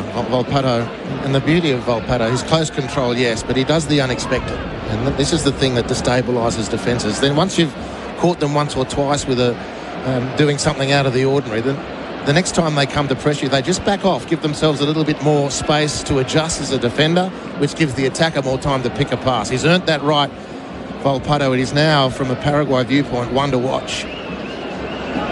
Ball is currently with Diego Gomez, about 10-15 yards inside the Australian half of the field. Everybody behind the ball for the Socceroos. Bit of possession football for the Paraguayans. Diego Gomez once again just looking for an option. Rolls it into the path of his teammate Andre Cubas, and back again for Gomez.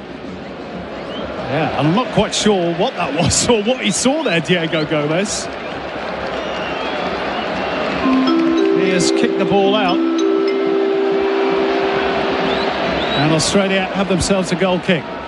Make sense of that one, Andy Harper. Can't knock on the Paraguay players, but unfortunately Harrington's given it back to them straight away. Yeah, that's 2 mistakes now for the youngster after that very steady first half. Ball with Cubas. Wide right it goes, and they've got plenty in the box. 3 players waiting for a delivery that never came. And now Australia looking to spring forward, but Volpato has been smothered. And this is a continuation of a good start to the second half by the Paraguayans. Australia pinned back, and Ciso with the ball, glued to his feet. He gets inside the penalty area. Australia get it back rather nervously to Pat Beach, who then had to sort the feet out very quickly, and Paraguay have a corner. Yeah, well, I don't know. Aziz Bajic, his senior statesman at Melbourne City, is giving it to Patrick Beach. But Aziz didn't need to play the ball back to him, put him under complete pressure. And Volpato upfield, just too slow in possession. He's been great. Aziz doesn't need to play that ball back to Patrick Beach. It's a hospital pass, if ever there was, and then turns around and gives the youngster a gobful. Big defensive play coming up for Australia in this corner. Diego Gomez to deliver. The likes of Velasquez and Gustavo Gomez looking to make their run. It's the outswinging corner, which is met by Harrington. Volpato nipped in. Mauricio made the challenge, and the upshot is an Australian throw. A relieving moment for Australia. Paraguay really growing. Well, we did suggest perhaps that it might be a bit of the rope-a-dope in the first half, and Australia with 1 or 2 misplaced passes as well. That's better though, as Irvine finds a bit of space for Alessandro Ciccati to advance into. He carries it forward, and Boss had darted in ahead of him into the penalty area, which didn't really give him an option. In the end, it's out for an Australian throw. Level with the Paraguayan penalty area. Nodded back to Ciccati by Boss. Little back heel by Christian Volpato as they look to get those combinations going again down that side of the field. Nice tight work and good hesitation there from Jordi Boss. In the standoff between attacker and defender, Alderete waited for Jordi Boss to dive in. Jordi didn't, he faked.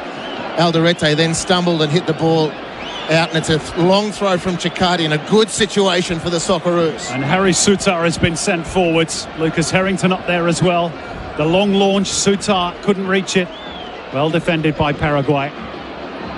One back by Jordi Boss, who has Enciso at his back, and Paraguay have pinched it. A little back heel by Galazza, and here goes Julio Enciso for Paraguay with the ball glued to his feet. We've mentioned that he's the danger man on more than one occasion. The cross is wild in the end by Caceres, but that was another little dangerous moment in transition. And Australia breathing a sigh of relief, Andy Harper, that they got away with that one. Certainly, they had a good attacking situation themselves from the long throw, but it was very well defended en masse by Paraguay. But these breakaway moments, and the more Enciso gets into the game, the more Australia has to take stock. And the potential, the more nervous Australia get. And a team like Paraguay, which loves to get in a death roll with their opponents, they can sense these opportunities. They sense this momentum swing better than many. And if they get the sense that Australia are actually dropping off, losing a bit of confidence because of the incursions of Enciso, etc., they will only grow more into the contest. And Mauricio has made a difference off the bench as well. He's been a good introduction for Gustavo Alvaro, the Paraguayan coach. The second half of Valvoline, the original engine oil and official supporter of the 2026 FIFA World Cup. 56 minutes played on the clock. It is Paraguay 0, Australia 0, but Paraguay having a much better start to the second half and starting to pose 1 or 2 questions of the Australian defence. And they found their talisman once again, Julio Enciso. But Alessandro Ciccati was big and strong and he's bundled Enciso into the advertising hoardings. He looks as though he's hurt himself a bit in that collision with the Coca-Cola sign. Well, he didn't miss him on that occasion, and Chicati has not missed him all night in those battles. And Enciso has shown how difficult he's been, but Chicati has shown his defensive class. It was shoulder to shoulder, so it was legitimate. And Enciso's not asking for any help. He knew it was man on man, shoulder to shoulder. He just happened too close to the advertising boards. But again, in the head-to-head battle, Chicati versus Enciso, it's Chicati who works. Well, Australia are going to make their first change. I was going to say the first change of the game, but Paraguay made one of the break, of course. But Aiden Hrustic has been brought on to replace perhaps the tiring Christian Volpato. It can only be that. It's a like-for-like change. A very similar style player, Aiden Hrustic. He's had his own issues with game time, but he hasn't played a lot of football, Volpato. And our first glimpse of him at this FIFA World Cup. Aiden? Yeah. And he's a fantastic player. If he can hit his straps, then really the change should be a seamless one for Australia. Stylistically, very, very similar. Had an injury hit 2022 FIFA World Cup, of course. He was selected as part of Graham Arnold's squad, but played largely off the bench in Qatar because of those injury concerns. We just had a look at the match momentum graphic on our monitor here, which does indicate that Paraguay have really grown into the ascendancy in terms of the way this game is going. Up to Australia to try and wrestle that momentum back, but at the moment Harry Suter has played the ball all the way back to Patrick Beach, who sidesteps with ease the challenge of Gabriel Avalos, given away briefly though by Chicati, and there was almost a heart-in-mouth moment for Australia, Andy, but they've got away with that one, and Jordi Boss gets them upfield and might now be able to play in Nestor Irankunda with the defender out of position. It's Nestor Irankunda, and he blazed wildly at the goal when perhaps he had a teammate in a bit better position in the middle, and it's a goal kick for Paraguay. You can't have your cake and eat it. And I suggested of a move last start for Nestor Irankunda, who's onside on the header. If he gets within range, he's just as likely to score as not. I mean, he did if he was a little bit more composed, perhaps. He just took a little millisecond longer. He might have seen that Aiden Hrustic was making a beeline for the 6-yard box, and to cut the ball back might have been an option. But really, why do you want to clip the wings of Nestor Irankunda? Yeah, and he's hungry, isn't he? That's what you want to see. You know, he's a striker that's not had a lot of opportunities today, and you could see the whites of his eyes light up when he had that opportunity. Australia works with another chance here, potentially down the left through Bajic. Here's Irankunda, who's going to go for goal again. And that one is blocked from a long way out. But Australia just started to show in an attacking sense once again. Aiden Hrustic in possession. Right-hand side, just in front of the Paraguayan penalty area. Gets the ball back from Jackson Irvine. Jordi Boss was perhaps just on his toes for a moment, but he did reach the ball. Hrustic again, edge of the Paraguayan box. Hrustic looking to bend one, but the deflection had all the sting taken out of it, and the goalkeeper Orlando Hill is able to gather. Nice from Australia. Really important first few touches for Aiden Hrustic. He's a really silky player, and if he can find those best parts of himself, it can be a big advantage for Australia. But just that moment, second opportunity in quick succession for Nestor Irankunda, centre of the field, and they've done their homework, Paraguay. Gustavo Gomez, the captain, on anticipation, stretched, thinking that Nestor might shoot, which he did. It was a great block by the Paraguay skipper. We have played an hour on the clock for Valvoline, the original engine oil, and Paraguay looking for Enciso to lead the charge once again. Chicati down got the him left. again. And Chicati stopped that progress. Enciso is down, and now so too is Omar Aldrete, who's been careered into by Nestor Irankunda, who's got the adrenaline pumping at the moment. Mate, that's a fair challenge. A player not going for the player, going for the ball. It's shoulder to shoulder. He is a fraction late, actually, Irankunda, though. Well, no later or earlier than anyone else who's been in the competition. I mean, that's more of a foul on Enciso. By Chicati. Yeah. Picture on our monitor. Listeners on the radio won't have been privileged to those. And Gustavo Alvaro making his feelings pretty plain. Aldrete still off the pitch at the moment. receiving treatment. He did roll his ankle, I think, when he landed after the bump from Nestori Irankunda. So Paraguay just down to 10 for the moment. They have a free kick just inside their own half of the field, just in front of the stricken Aldrete at the moment, taken by Diego Gomez and helped on by Alvaro, but to nobody in particular. Now Irvine's been caught, and 1 or 2 challenges starting to fly in here. The Paraguayans frustrated. Jackson Irvine was fouled. Maurizio helps him to his feet. Alderete's in big trouble, the Sunderland defender. And that would be a huge blow for Paraguay. Well, the Aussies are getting a great intel on the injury because he's in the Australian dugout virtually. Paul Ocon, the assistant coach, standing right over the Paraguayan defender. It looks like a knee problem, not an ankle problem, but it's taking a long time to get to his feet. And Australia on the attack, looking to take advantage of the fact that Paraguay are down to 10 for the moment, but they've given the ball away. And Ciso finds his way forward, blocked, and Paraguay will have a throw midway inside their own half. And Omar Aldrete now back to his feet rather gingerly, and it'll be interesting to see whether he is able to continue. That left ankle does roll a bit, doesn't it?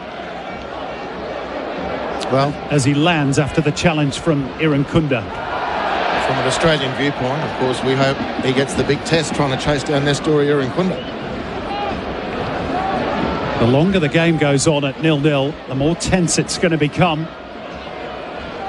One goal would completely change the picture for both these teams. Ball's with Chakati for Australia.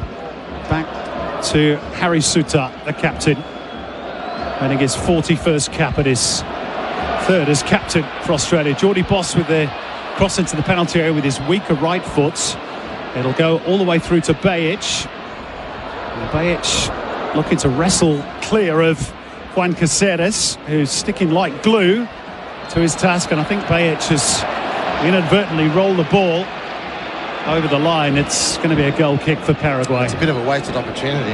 The pass from, or the delivery from Geordie Boss was overhit, but Aziz has positioned himself really well on the left-hand side, and a good opportunity that overcooked things in the attempt to get things going again for Australia. The goal kick, relieving goal kick for Paraguay, launched long now by Orlando Hill. Well, it's the Paraguayan fans you can hear in the background, and they're probably as aware as anybody that a third place finish with 4 points, while it looks decent, the third place scenarios could all change over the next few days, and they might end up missing out. And they've wasted a good situation there. Julio Enciso turning the ball over, and then Geordie Boss went to ground, and the Australians wanting a free kick. It's all getting a little bit disjointed and a bit fractious, isn't it, Andy? It is very frayed, but that's because Paraguay have been way more assertive in possession in this second half. It's a very even game, just not on the scoreboard, on the field of play. Both teams punching and counter-punching. No one's got the ascendancy. Paraguay are the team that's improved most since half-time. 65 minutes played. We'll have, of course, the hydration break in a minute or two, Andy, and maybe the way this second half has gone, that's no bad thing for Australia. Sometimes we've seen a lot in this World Cup, how the momentum shifts after those little breaks. And it certainly has that potential. Ball with Diego Gomez for Paraguay. Wide left is Julio Enciso. Back through Diego Gomez, who was once Enciso's club teammate at Brighton and Hove Albion, but Enciso wanted a move at the beginning of the last European domestic season to ensure that he got enough football to force his way, not that he probably needed to force it too much, into this Paraguayan World Cup squad. And Paraguay looking to make another change next break in play. Alex Arce is standing by, but in the meantime, Omar Aldrete, who looks to be moving pretty freely after that injury scare, has turned the ball over. And Australia, inside their own penalty area, have it through Chakati. Rustic was off balance. Aidan O'Neill looking to burst forward. It's a good challenge. He's been impressive again. You know, Australia floundered in possession then. It just sort of lacked direction. Aiden had to secure the ball and then muscle his way through 3 Paraguayan players. Wins the throw-in the end. Another outstanding little cameo from the Australian midfielder. Here's the change for Paraguay. Off goes Gabriel Avalos of Independiente in Argentina. On comes Alex Arce of Independiente Rivadavia in Argentina. Alex Arce. He's only ever scored once for his country. He will go to the points of the attack, and that goal did come against the United States, strangely enough, back in November of last year. And Gabriel Avalos worked hard at the point of the attack against Harry Sutar, but Alex Arce has just discovered how difficult it is, Andy, to win an aerial duel against a player of the size of H. Sutar, Esquire. It's tough. He didn't really offer a lot of a loss. It's now Arce's turn to see if he can make a dent. And the Aussie skipper. Australia looking to work the ball forwards. Irvine into space, really, somewhat. And Aldrete has just dropped down to the turf once again. I don't think he's going to be able to continue. That knee is giving him a real problem. Change is about to be made. And as Omar Aldrete waits for medical attention, it's time for the hydration break. It's time for the McDonald's drink break. The FIFA World Cup meal at Macca's is officially underway with one of 6 free collectible cups. Broadcast sponsor of SEN's drink break during the FIFA World Cup 2026. Official radio broadcaster. Yeah, so here we go into the drinks break. Drinks break sponsor of SEN's coverage of the FIFA World Cup 2026. Official radio broadcaster for all the goals, for all the corners, for all the passes, for the underdogs, for the champions, for the all-conquering moments, for the watch parties you might be attending during the tournament, maybe at home, maybe at the pub, maybe at the club. The cup comes around only once every 4 years, and you want to experience and remember those moments, cheering with your family, friends and other fans, celebrating together as one, celebrating at the right pace and looking after yourself while you do it. So if you're choosing to have a drink, make sure it's in moderation, and remember, you won't miss a moment if you drink wise. Drink wise, drinks break sponsor of SEN's coverage of the FIFA World Cup 2026 official radio broadcaster. Andy Harper, it looks as though Paraguay are going to make that change. Jose Canale is going to replace Omar Aldrete, which is a blow for the Paraguayans, who've been really good in that, well, third quarter, if you like. But this drinks break may be coming at a good time for Tony Popovic. Yeah, look, very possibly so. But, he's had a... Clearly, Aaron Kunda is the danger man, and Aldrete has made it his job to try and take Nestori out of the space. Even when Nestori would try to be running in to a channel to receive a ball, he would stand in the way, make it difficult for him to get through, and in the one-on-one challenges he was very physical. Now that's the job of Jose Canale. See how he goes, but very promising. Big roar, because on the big screen there's an Aussie fan doing a shoey. So we've had Chunder and shoeys. Great Aussie culture export. There we go. I can tell you that the Greta Gold Army, the tour of which I'm a part of at this World Cup, we're trying to get Craig Moore to do a shoey. He's with us on our tour, of course. Former Socceroo who played at 2 World Cups. Scored in the equivalent game against Croatia in 2006 to take Australia to their first experience as a round of 16 team, that golden generation. Well, the drinks break about to draw to a close. The Australians in the crowd really enjoying themselves. They'd enjoy themselves even more if their team managed to pinch a goal. But as we move into the fourth quarter, it is still Paraguay 0, Australia 0. Remember, as it stands in Group D, Australia will go through to the round of 32 as the group's runners up behind the United States. So the onus more on Paraguay in the final quarter of the match. Off the chest of Aiden Krustic to his teammate Nestor Irankunda, and Bajic just trying to thread it down the line for the run of Krustic. There was a block in play from Caceres, and Australia have a throw in far side of the field.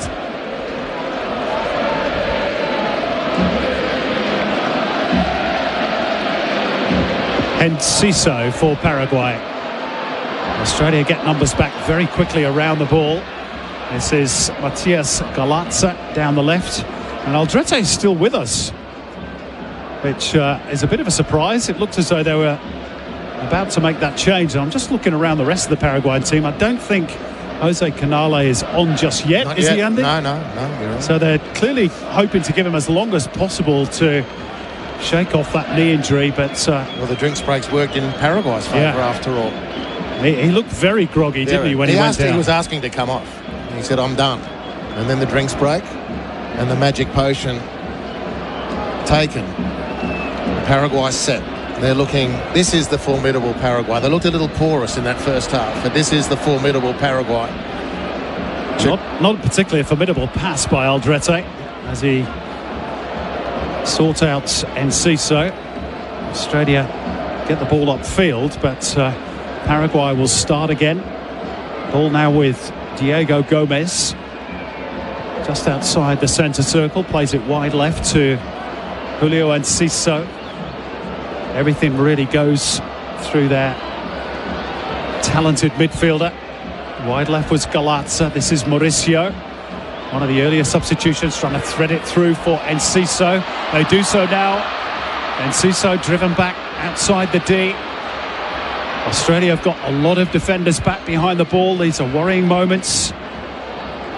Paraguay looking to apply some pressure. Gustavo Velasquez with the ball into the penalty area. It's seen away by Chakati. Again, Paraguay picking up the scraps. Back through Omar Aldrete. Wide left again. This time Matias Galarza. But the cross from Paraguay's perspective is disappointing. And Socceroos fans listening back down under, you can breathe a sigh of relief because it's a goal kick. For now. But Australia's delivery into the box has been found wanting. Paraguay have been worse. They have not hit a decent cross. They've still looked very threatening through Enciso. And you're right, Simon. Mauricio's inclusion at half-time has really swung things for Paraguay. And they're looking ominous. This is when they like to get a team in the chokehold. Australia need to resist that. A goal would help everything, of course. But they're really building. Irankunda now away, centre field. With defenders around him, he's trying to squeeze it out towards that left-hand side, but it rebounds heavily as Paraguay try to clear off Conor Metcalf and out for a throw on that far side. And Paraguay have got another player down. You can hear the boos from the Australian fans. Irankunda trying to burrow his way through. He got tangled up with Velasquez, who is the player down injured. So Velasquez got in the way of Irankunda's momentum. There was nothing nefarious from Nestori on that occasion. Velasquez is still down. But as he left the scene of the crime, quote unquote, Nestori turned around and said, come on, bro, up you get. Well, the Paraguayan players have now made a beeline for Irankunda, having a little bit of a word in the ear, not behind any hands, it must be said. But that's just a momentum clash. There's nothing in it at all. Well, Velasquez is back up and about. And Paraguay send the ball forward into the Australian half. But Chakati was, that's a heavy whack on Jordi Boss by Matias Galarza. That's clearly a foul. He was there late and he's copped him right in the back of the head. Jordi won the header free. Galarza, I think, went for the ball, was just late. But it's a free kick. Yeah, it's a clash of heads and Jordi Boss has come off worse. That's a bell ringer, as you used to say, Andy. For Jordi Boss. The term's not completely redundant, Simon. The Group D standings flash up again on our monitor, showing USA, the group winners, with 7 points. They are drawing 2-2 at the moment with Turkey in the other game. Australia second with 4 as they look to go centrally from their free kick, but Irankunda can't spring clear. It's a tough ask, trying to go at Paraguay through the middle. That's where they pack their defence.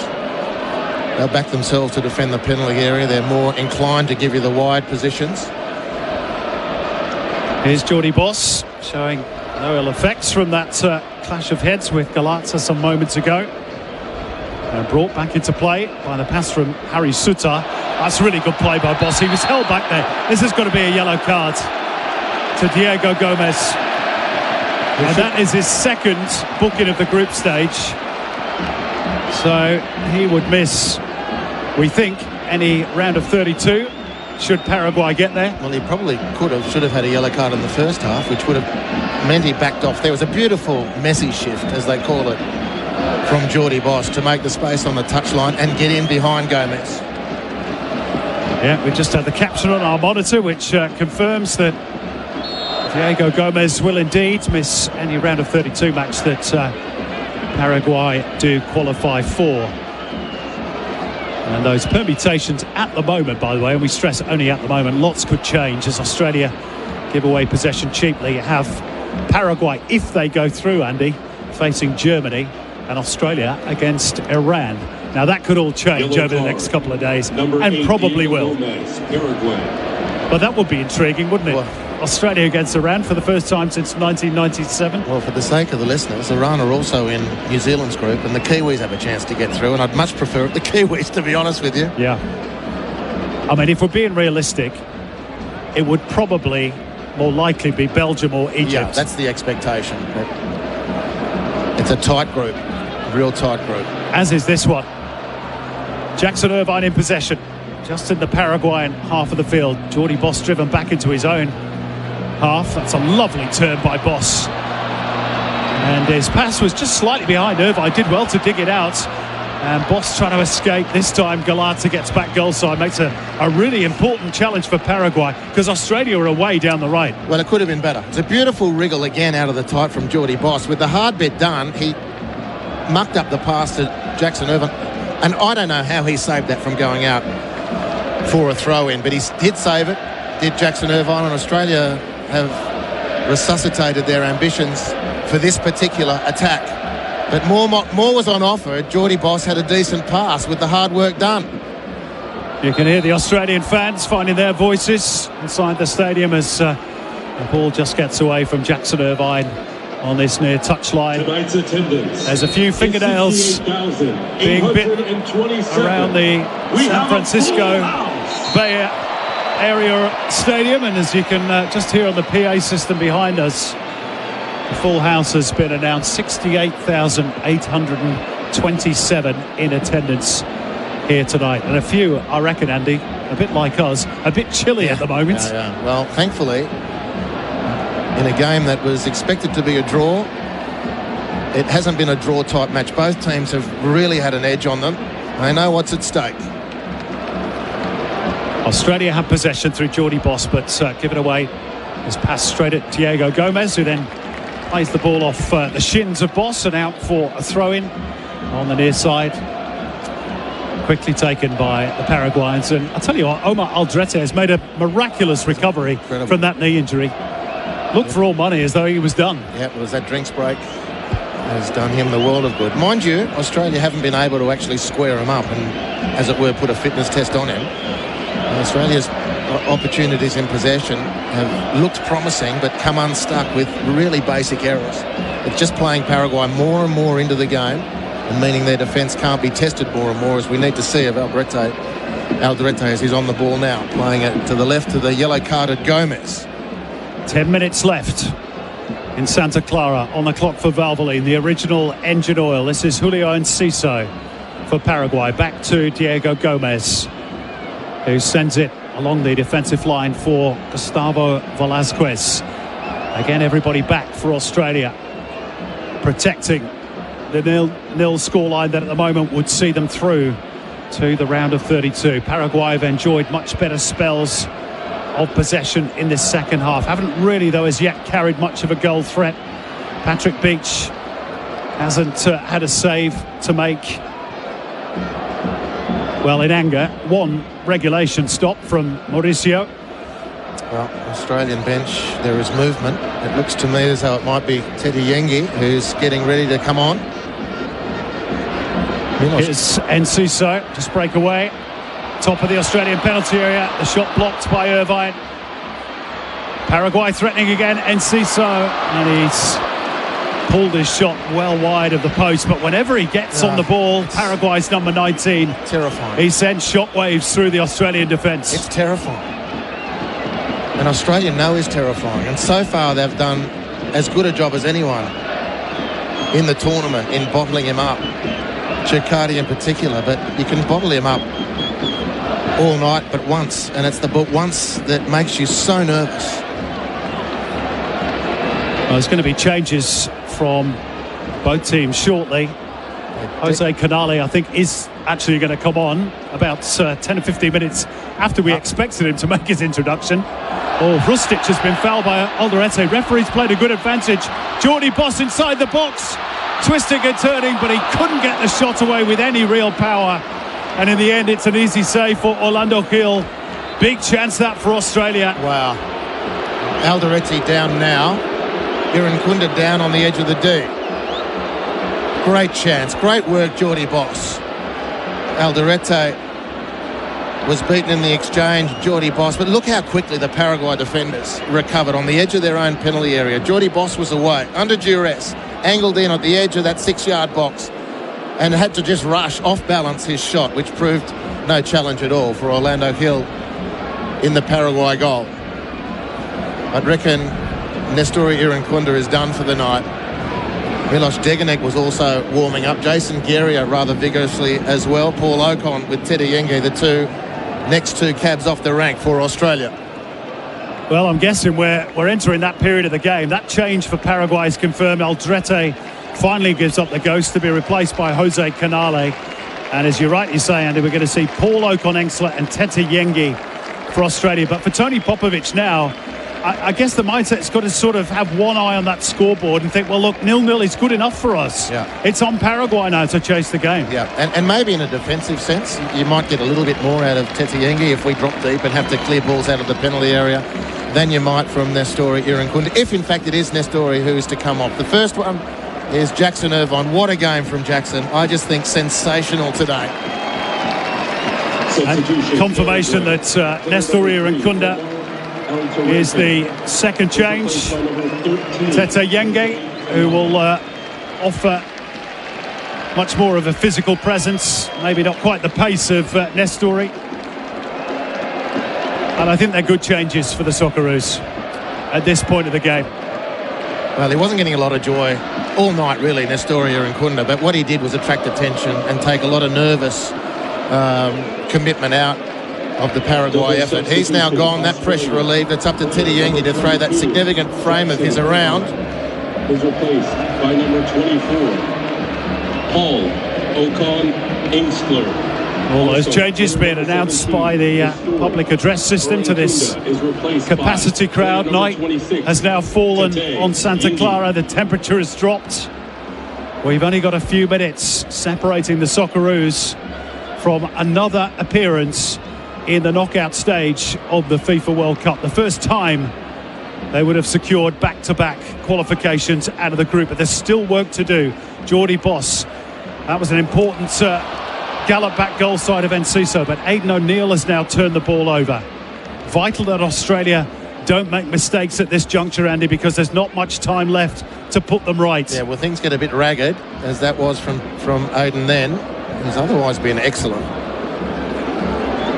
Julio Enciso, once again in possession for Paraguay, drifting in field.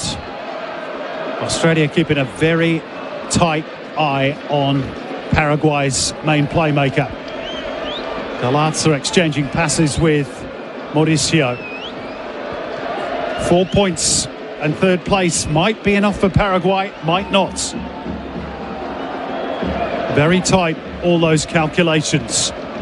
Really, they have to score to make sure of their place in the round of 32. 0-0 is good enough for Tony Popovic's team.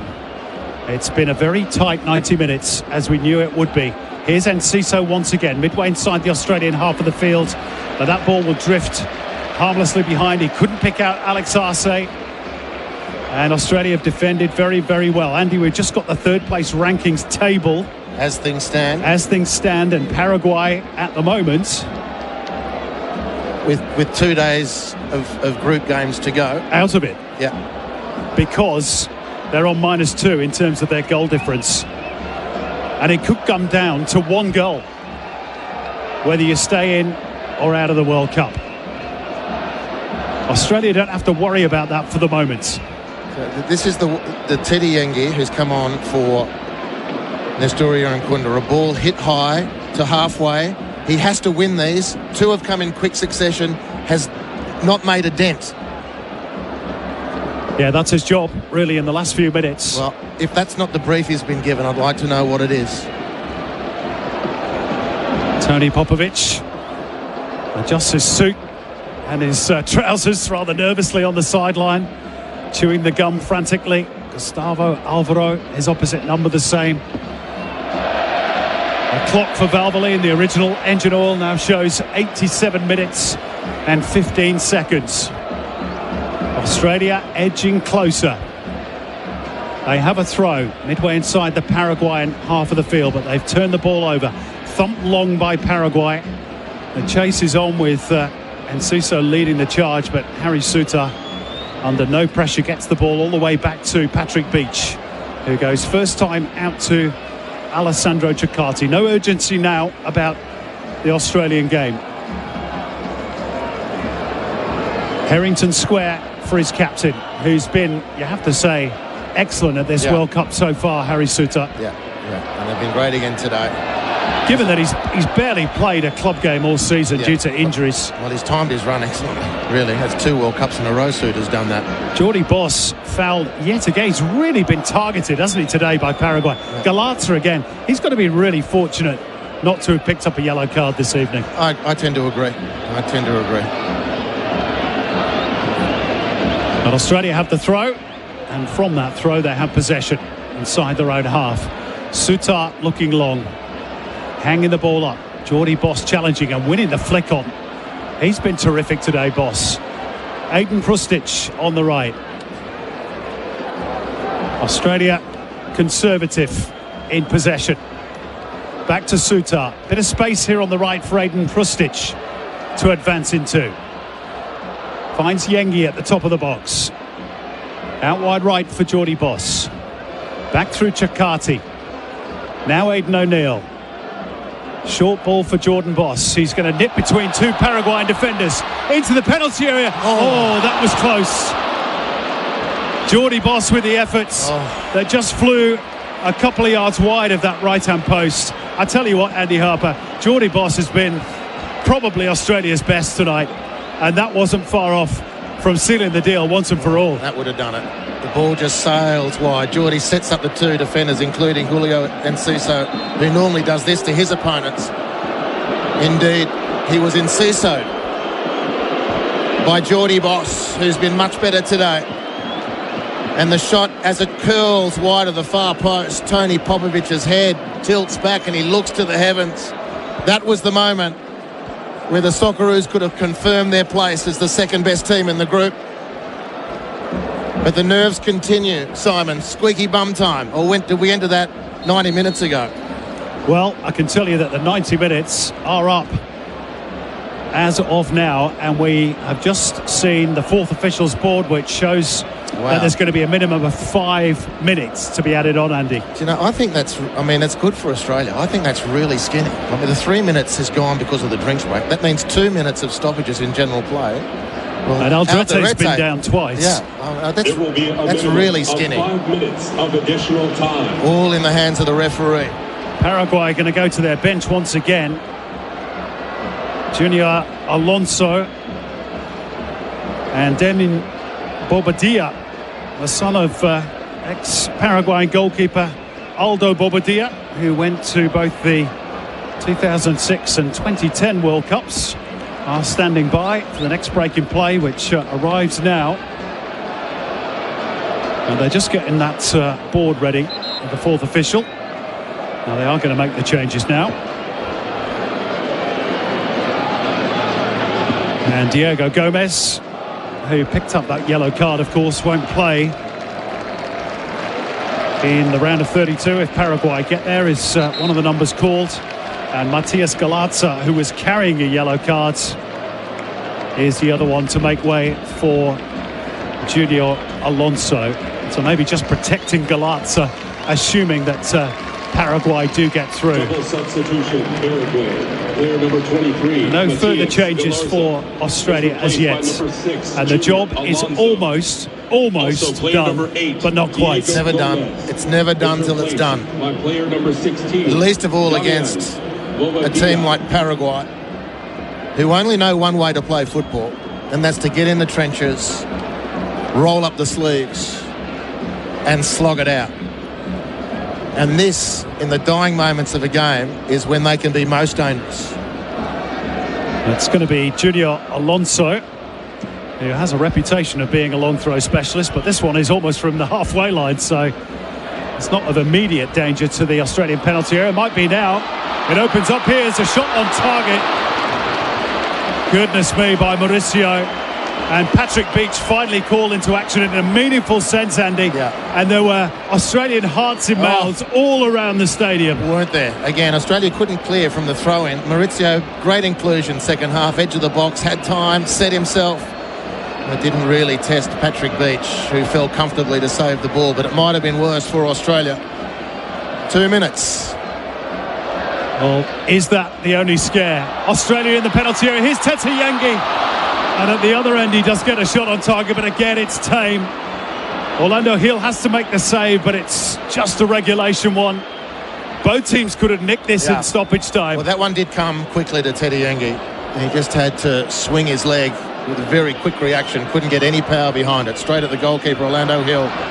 Paraguay now edging close to halfway, in possession. Not much time left for Australia to survive, if I can put it that way. 3 minutes and 15 seconds of the 5 added minutes have been played. Paraguay fans looking to rouse their team into one last effort. You can hear the Australian fans behind us as well, Andy. Yeah, well, Australia now have employed the full field press, not letting Paraguay out of their own half. They've launched it long, but they've won the second ball, Paraguay. They break now through the centre circle. They look for Enciso. It's chopped away by Chikati and steadied down now by Jordi Boss, who must run towards San Francisco. He's dragged his way through three defenders. It's a brilliant run again from Jordi Boss to earn a free kick. He's found more of his best tonight. Excellent work from Jordi Boss. Real positivity. And brought down, well, I don't know necessarily that was a free kick. Mauricio we're seeing on the screen now, not testing Patrick Beach, and then Tete Yangi's chance up the other end of the field could have sealed it for Australia, but it was a tough one for the substitute Yangi. Australia edging close, agonisingly close. 30 seconds of the allotted 5 minutes to play at the referee's discretion. Well, some in the American media contingent said Australia had no shot at this World Cup, that they would finish dead last in the group. They've been proved wrong on that score. The Turks weren't very respectful either. Paraguay, to their credit, at least from what I saw, didn't say too much. This game edging towards its conclusion, and Australia now mere seconds away from a place in the knockout phase for the second World Cup in a row. That's a long ball forward from goalkeeper Orlando Hill. Drifts out of play and out for an Australian throw. They will be in no hurry to take it. We're now into the 6th additional minute. All in the hands of the referee. He's blown the full-time whistle. It's all over in Santa Clara. The point Australia required to progress through to the round of 32 has been secured. It was a tight, tense 90 minutes in Santa Clara. But Tony Popovic's team have done it. What a fantastic achievement. And now they set up a round of 32 clash with one of either Egypt, Belgium, Iran or New Zealand. Paraguay may yet join them in the knockout stage, but they'll have to wait. Australia go through in second in Group D behind the United States. It's finished. Paraguay 0, Australia 0. Australia, Andy Harper, through to the knockout phase of the FIFA World Cup. Never so much excitement in a 0-0 outcome. It's just brilliant.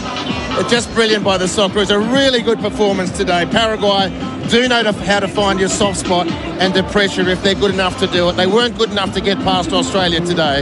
Over the 90 minutes, Australia had the better chances at goal. I don't think there's any dispute in that. A couple of late flurries either end of the pitch. Jordi Boss with a good shot on goal. Tete Yangi might have sealed it to make it 1-0. So too Mauricio for Paraguay late. But in the end, on this performance, the Socceroos over 3 games have got what they deserve. As you said, Simon, everyone was queuing up to comfortably put them in 4th spot in the group. not much changed after the Turkey win, apart from the fact that Australia were nearly there. The America game was disappointing. The first half really poor, second half better, and a really good, sophisticated, consolidated, strong performance here tonight. Things still to improve. Need to be more of a threat in the penalty area, and we weren't really great in that part of the game tonight.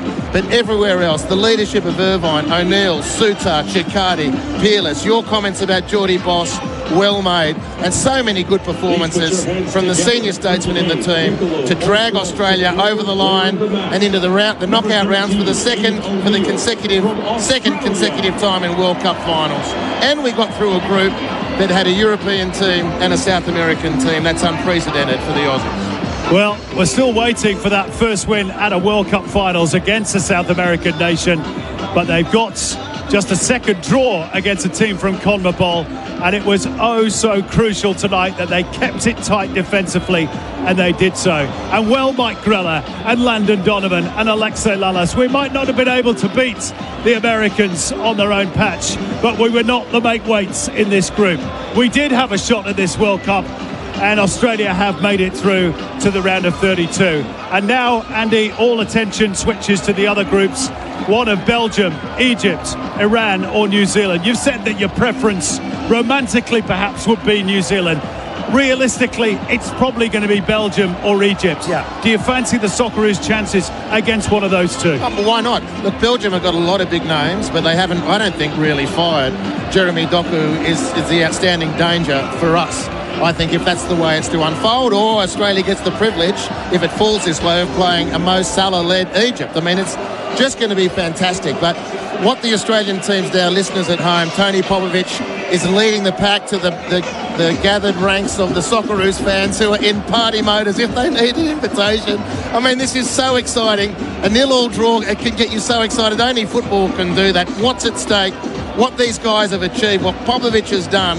It's only the round of 32, blah, blah, blah, but no one thought they could get there except we at home, because we knew in an even group, we knew our team could navigate their way through, even in a third place scenario.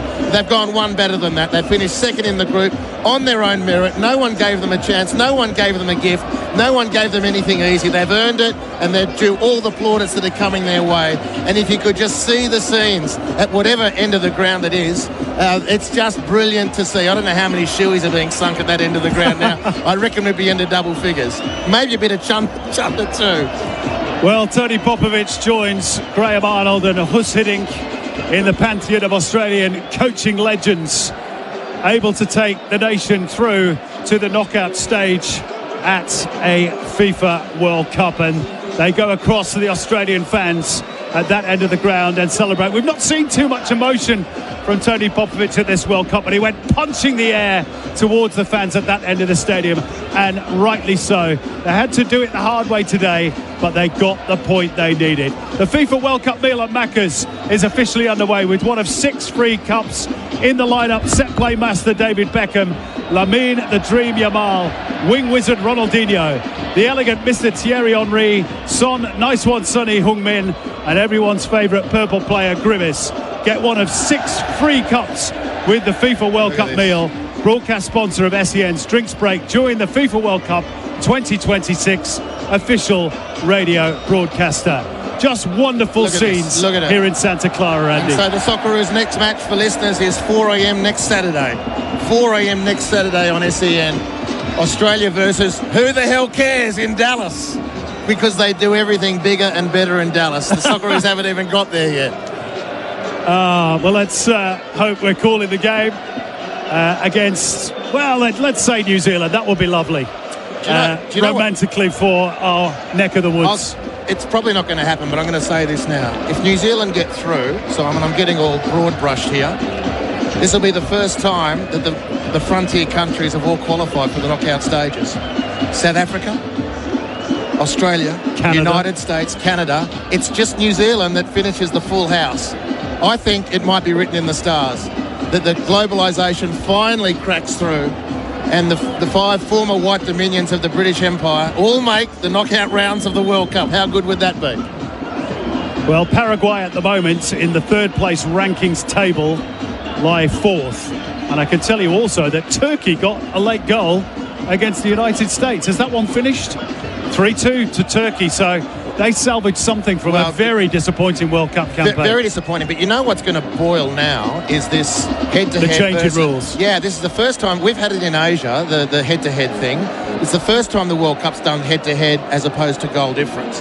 And I don't think it's been very popular because too many teams have died after 2 games. If it was goal difference, Turkey still they'd been pushing for something here, right? That last game needn't have been a dead rubber. I'm going to be really surprised if the head-to-head stands the next World Cup. It is in for this one. It's hurt Turkey. It's hurt a couple of other teams as well. I hope for the sake of Paraguay that it doesn't end up hurting them, not the head-to-head, but I really hope they can get through. I admire their bravery as a small country out of South America. They punch well above their weight. Anyway, that's Paraguay. Now it's the Australians who are not leaving the stadium at all. In full voice, this is magnificent. It's becoming a habit, Andy. Back-to-back World Cups for the first time in our history, and when we've gone through the group stage into the knockout rounds. Yeah, it's a real achievement, and if we do get one of those big heavyweights in the round of 32, and it might be a Belgium against big names, Kevin De Bruyne, Romelu Lukaku, way past their best, but still can influence a football match. Doku's the interesting one. He's the one who's dangerous for us. I think, I wouldn't back against the Socceroos to get a result. That group has been tight, but it hasn't been overly impressive. Yep, I would agree with you on that one. And obviously we're yet to find out which one of those 4 nations it will be to face Australia, but they will be in Arlington in Texas. Dallas is the broader region. And that game, the 3rd of July. 4th of July. Saturday morning, Australian Independence Day. Yeah, it is. Independence Day. What a performance tonight by Australia. A pity that they couldn't score a goal or two. That was probably the only thing missing. Geordie Boss came close on a couple of occasions. Jackson Irvine with a couple of chances in the first half. Overall, as they progress into the knockout phase, I guess that's the area that Tony Popovic now has to focus on a little bit more. Defensively, they were very solid tonight. The centre forward position is the problem because putting Nestoria and Kunda just completely dulls his impact. So it's either got to be Teddy Yengi, who he wasn't that great off the bench today. Mo Toure is the most obvious example. In fact, surprising that Mo wasn't used off the bench at all. So I'm not sure if there's a question about his fitness or ready to go, but he seems to be the best fit at the moment. Mo, very exciting prospect.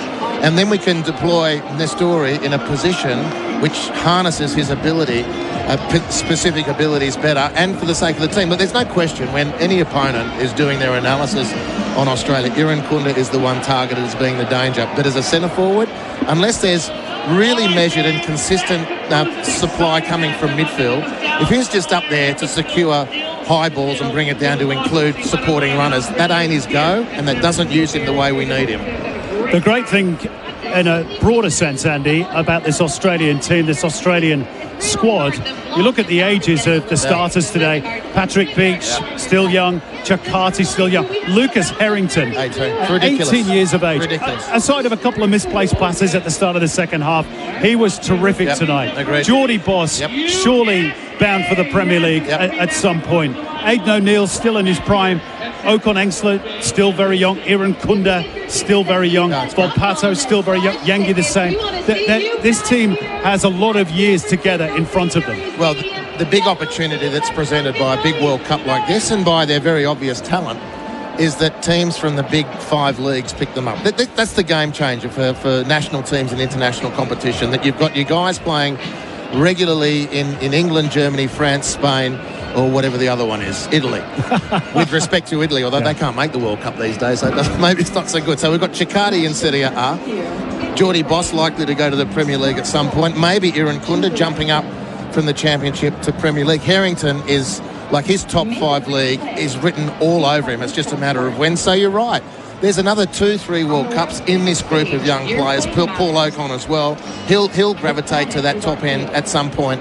And so when that core of players sticking together but making those moves, transfer moves into a club in the big 5 leagues, then the Socceroos' fortunes change back and start to reflect more the 2006 generation. That was the essence of their success. Most of those guys playing in those leagues and doing well.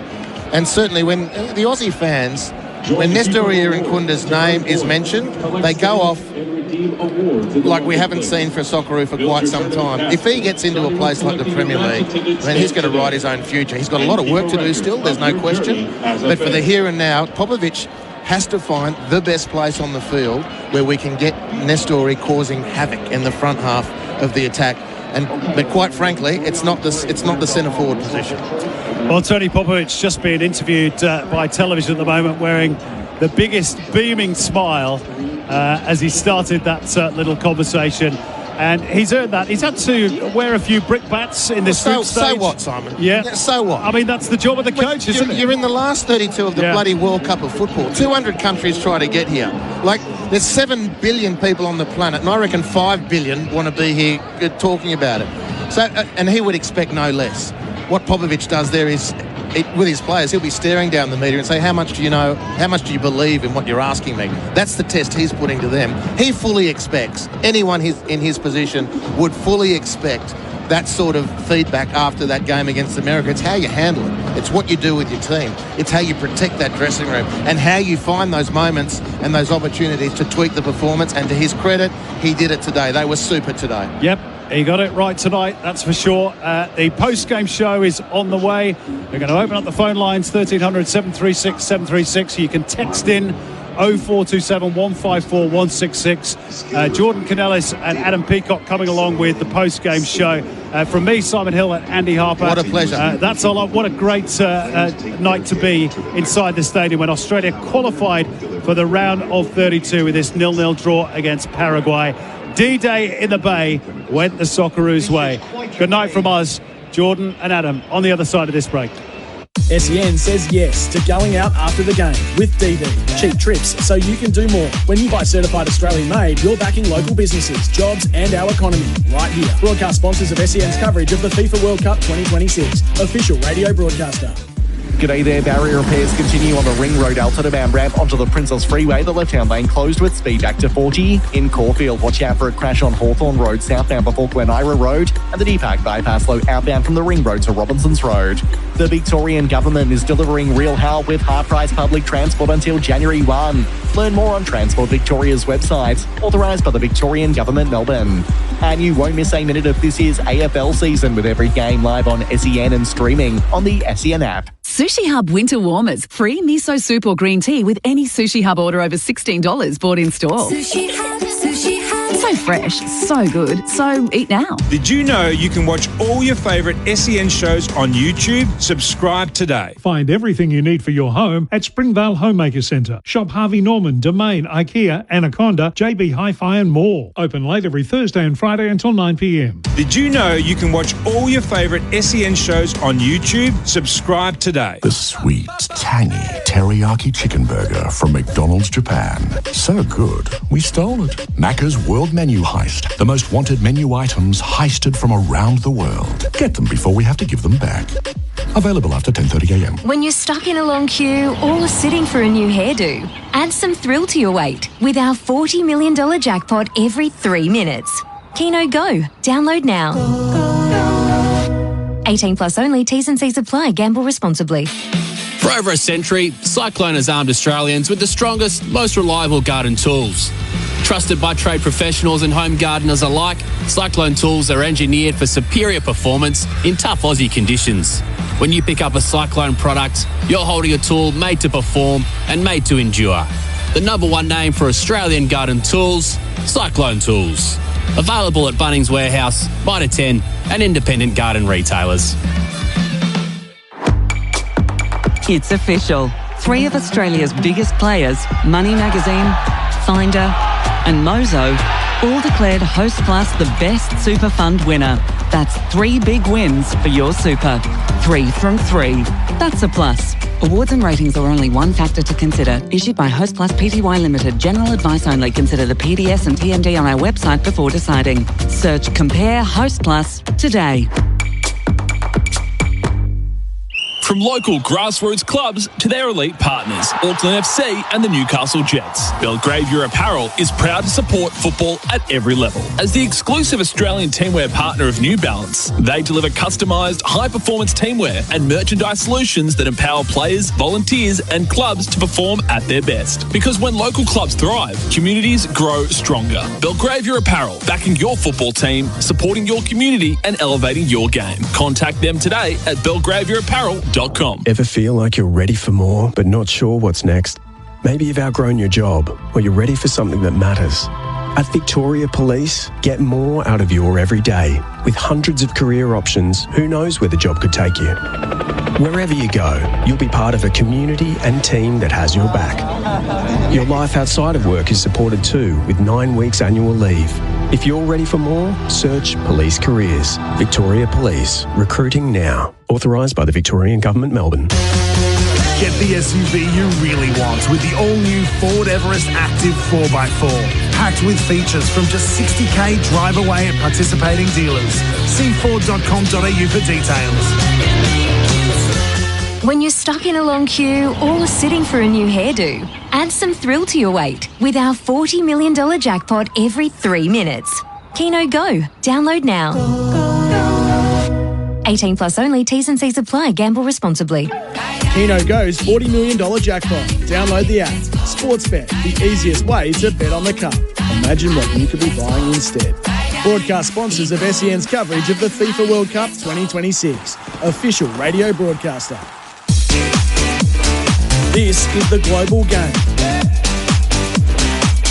And welcome to our Global Game post-match wrap. Thanks to Allianz Australia, official insurance partner of Football Australia, and Keno Go. Kick off soccer season with Keno Go's $40 million jackpot. Download the app for your chance to win. Broadcast sponsors of SEN's coverage of the FIFA World Cup 2026 official radio broadcaster, where the Socceroos are still involved. So all roads now lead to Dallas for Australia. And if my bracket is correct, it's 4 a.m. in Sydney, Melbourne, east coast of Australia, next Saturday morning against the runner-up of Group G. We do not know who that is. We will find out shortly. Adam Peacock here in San Francisco, where everyone's filtering out. Very relieved, and I've got the pleasure of being joined back in Australia by Mark Bosnich. And Bozza, it was tense for us in the stadium. I don't know how it came through over there, but job done for Tony Popovic and the Socceroos out of the group. Yeah, good afternoon to you, Adam, from here in Sydney. Tense, yes, you may describe it as that, but I would say overall very comfortable. I thought that the performance in terms of what it needed to do was pretty much flawless, as were the selections at the start. What a difference in feeling to seeing that the names that was named at the start in comparison to the American game. And rightfully so. I think we all criticised those selections, but this time round we have to hand it to Tony Popovic and his coaching staff. They got it absolutely spot on, as did the boys. They looked comfortable for the overwhelming majority of the game. And really, if there was one team that was going to win it, it was Australia. Recording in progress. So congratulations to them. They're the longest odds out of all the teams to qualify for the knockout stages. So a wonderful achievement, and onwards and upwards. Like you said, we played the second-place team in Group G. That's obviously where the focus will go for everybody to see who that is. That will be Belgium, Iran, or Egypt. Two of those three teams are very beatable in Iran and Egypt. No disrespect to them, but they are from Australia's perspective. Belgium will provide a different challenge with the wonderful quality of individuals that they've got. But no one will be looking forward to playing against Australia because of basically, how organised and how tight they are. So congratulations all round. Only the third time that they've qualified for the knockout stages, and we'll look forward to it. Yeah, it's fantastic. And Bozza is our expert commentator with his expert thoughts. Thanks to Chemist Warehouse. Get discounted prescriptions and save more money at Chemist Warehouse, broadcast sponsor of SEN's coverage of the FIFA World Cup 2026. So, Boz, you felt positive. There was a lot of consternation the week here in San Francisco. There was just nothing coming out of the camp. Oddly enough, I walked into the stadium with Lucas Harrington's parents, and I said, how good's that? I saw them. It said Harrington 25. How good's that? You've picked the right day to wear the jersey on your back. And he went, what do you mean? And he goes, he's starting. And so the message didn't even get to the families about this starting lineup, but it gave you a bit of a springboard, Boz, when you saw that 11 that Tony Popovic had gone with.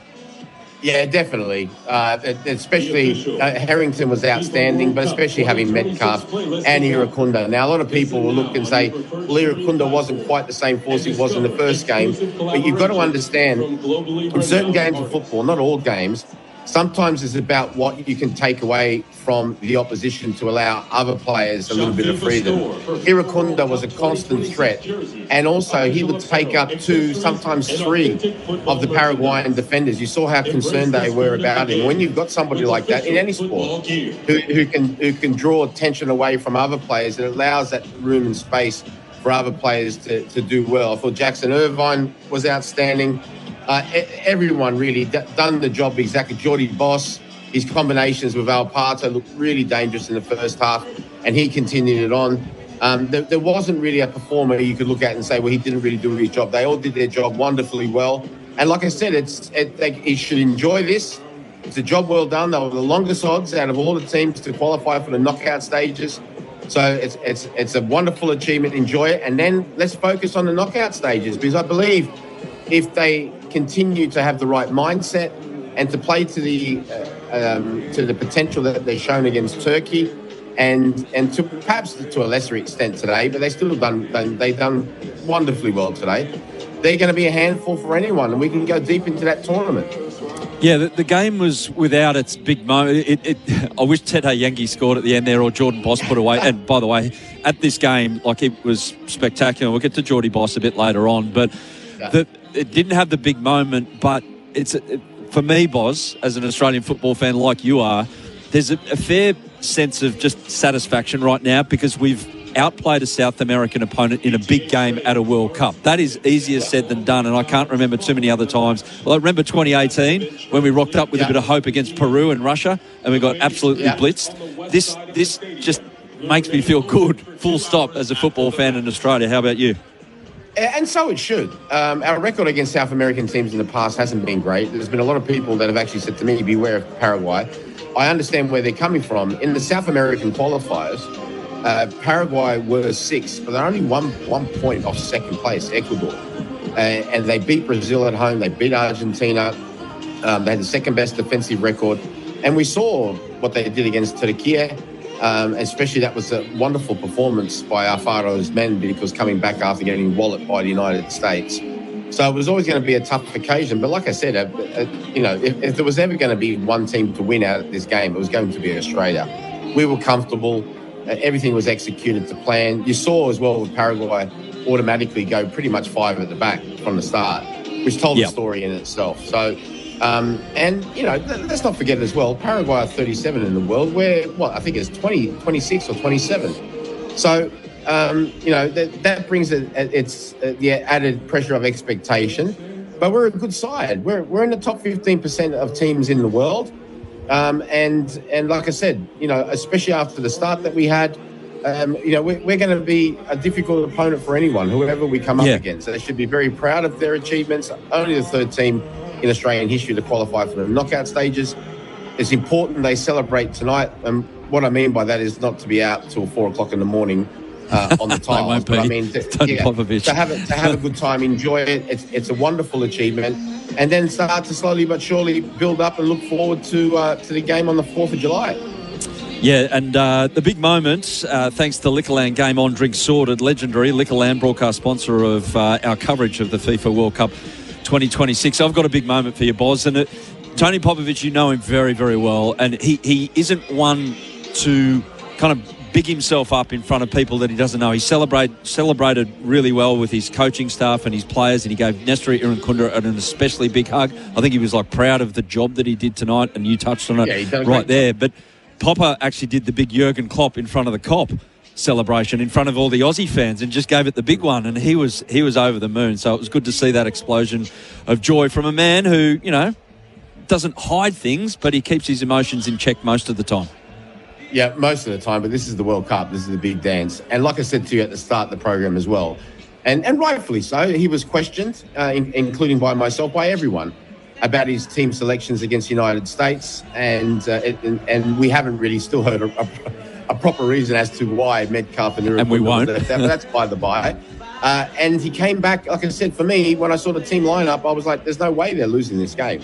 Absolutely no way. Him and his coaching staff got it absolutely spot on, from the selections to the tactics to the mentality, and they deserve a lot of credit. Remember, in terms of, when he came in, we weren't looking the best in terms of qualifying. He was unbeaten then from the time he came in for qualification. He qualified as pretty much automatically. And since then, he's only lost one competitive game. That was against the United States. He's lost a couple of friendlies, but we don't really count them. So he can feel very, very proud of himself, his staff, and his players. And now, like I said, just go into it into these knockout games with an abandon and a underdog mentality, which suits us down to the ground. Especially if we come up against Belgium, there'll be a massive underdog mentality. But they're capable. And you know what? It might not be Belgium. You don't know. It might be Egypt. No. It might be Iran. Well, look, at New Zealand win. It might be them as well. But they can be proud of their achievements and look forward to taking us deeper into the tournament. So you're with the post-game show here, the Global Game. We're wrapping things up from San Francisco. Australia has made it through. A reminder, everyone just turning on the radio, if you've been out at a live site or you're joining us for the first time tonight, we've got a nice little break. It's not until next Saturday morning, Australian Eastern Time at 4 a.m. that we play this game in Dallas. Here's Tony Popovich, by the way, moments after this 0-0 draw with Paraguay in San Francisco. Tony Popovich, we can hear these fans behind us. We're going to Dallas. You've experienced this as a player. How does it feel as a coach, mate? Just unbelievable. Just so proud of everyone involved, the staff, the players, just a wonderful young group of men. Now we go to Dallas and we'll try and do something special. So thank you to everyone. Just amazing support today. How's the heart rate? Obviously, you dominated most of that game, but they had only 2 shots on target, but gee whiz, one at the end there. How were the nerves? I think that the one at the end was the first time that I really looked at the clock and thought, please blow the whistle. But I think overall we deserved it. We were very good today. Just wonderful performance. A massive break now. How much does that help the guys knowing, you're a potential opponent, obviously tomorrow night? You've got a one-day gap on that. How does that feel? Yeah, it's important for us. These boys are building. They're trying to get fitter and stronger, and the 8 days gives us a chance to recover properly, get them all healthy, strong, available, and ready for the next challenge. Just lastly, your message to Australia. Obviously, the next game will kick off early in the morning. We want to see that support again, don't you? Yeah, get up early, please. Thanks for the support. I've heard a few things before the game. I saw all the sights back home. Trust me, it's greatly appreciated by all the boys and staff, and we can't thank you enough. I'll see you in Dallas, Tony. Let's go. We do our best work in the dark, Australian football fans, don't we, Bozza? So that was, we don't have a goal of the match, but that's probably the feeling of the match, and it's thanks to Valvoline, the original engine oil and official supporter of the 2026 FIFA World Cup. Who scored the best goal of the game? No one. Who cares? It was our goal to get out of the group, and that's exactly what happened, and it's all thanks to Valvoline, as mentioned, the official engine oil and official supporter of the World Cup. So, Boz, just how it broke down, and he mentioned there Julio Encise. He was fantastic to watch. He's a little dynamo. Australia contained him really well. I feel that's why he moved Jordan Boss onto the right to help out Alessandro Siccardi there when Enciso kind of got on the ball, and they did so well to contain the guy, because that's not an easy type of player to contain until, the 93rd minute, his first real meaningful shot. Yeah, 100%. You're half right. The reason he moved Boss over to the other side because he knew Val Parto wanted more of his energy to do his attacking stuff, which he did do. And he needed somebody behind him that was going to be able to go up and down, and that person was Jordy Boss, and he was outstanding, arguably the best player on the pitch. And also with Val Parto, you saw the difference it makes when you got somebody who's got a creative mind and the ability to exact that as well. It makes a difference because remember, like we said, why we're all upset about the first half against the United States, when you take away attacking threats for the opposition, they can just totally relax and just concentrate on basically attacking.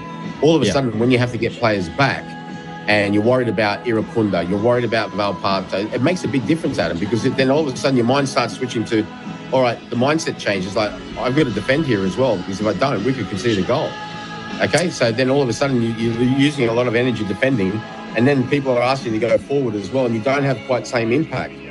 And they did that wonderfully well. Bayic on the other side was excellent. Harrington, we mentioned. Sutar as good as usual. Tsirkati, you mentioned as well. Connor, all of them. And the players that came on, Patrick Beach in goal.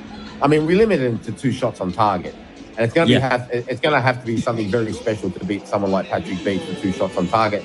And that second shot was right at the end by Ncise. So the first one was straight down his throat. And the second one, he saves all day. So like I said, for me, flawless selection, flawless performance. Got exactly what we needed. We didn't go out looking for a draw. If anything, if you came in and you watched the 2 teams not knowing what was needed and what was not needed before, and you would have thought beforehand, it's Paraguay who needs the draw. They really didn't start offering any type of threat until the second half. So, like I said, flawless display, wonderful achievement to qualify from this group, especially when everybody wrote us off beforehand. I said beforehand I thought we could qualify for the qualifying stage, and I thought we will. We have. Yep. And now, like we said, let's have a look what occurs. So we know the sort of scenario about tomorrow. If Egypt and Iran draw and Belgium win by 3 goals or more, Belgium will be first and Egypt will be second. So there's a lot to play for. We could just sit back and relax and watch that. Yeah, exactly. Yeah, if Iran happen to win, then Belgium have to win. It will be Iran that we play against. So it's a wonderful opportunity to put things right after 1997. So that would be a real interesting clash as well. But the most important thing is, like you just said, Adam, we can sit back and relax and watch. We've done the job, got through to the knockout stages. Now in a one-off game, anything can happen. It goes to penalties or something like that. Definitely. Anything can happen. So we really look forward to it. A shout out to a friend, some supporters of ours as well, Melbourne City, from grassroots to football's biggest stage, proudly backing Australian football, Melbourne City Football Club. They had a few people out there, like Jordan Boss came through Melbourne City as well and did such a fantastic job. And a reminder, if you're going out to celebrate this, why not celebrate it? It doesn't happen very often. It's only it's the first time in history we've made back-to-back knockout stages of a Men's World Cup. SEN says yes to going out after the game with Diddy. Cheap trips so you can do more. Diddy, broadcast sponsor of our coverage of this World Cup. And, big shout out to the crew at Diddy, and get around that as you're celebrating throughout the afternoon and evening back there in Australia. We're off to a short break here on the Global Game post-game show. Back in a moment with Boz's official 3-2-1. Keno Go's $40 million jackpot. Download the app. Sportsbet, the easiest way to bet on the cup. Imagine what you could be buying instead. Broadcast sponsors of SEN's coverage of the FIFA World Cup 2026. Official radio broadcaster.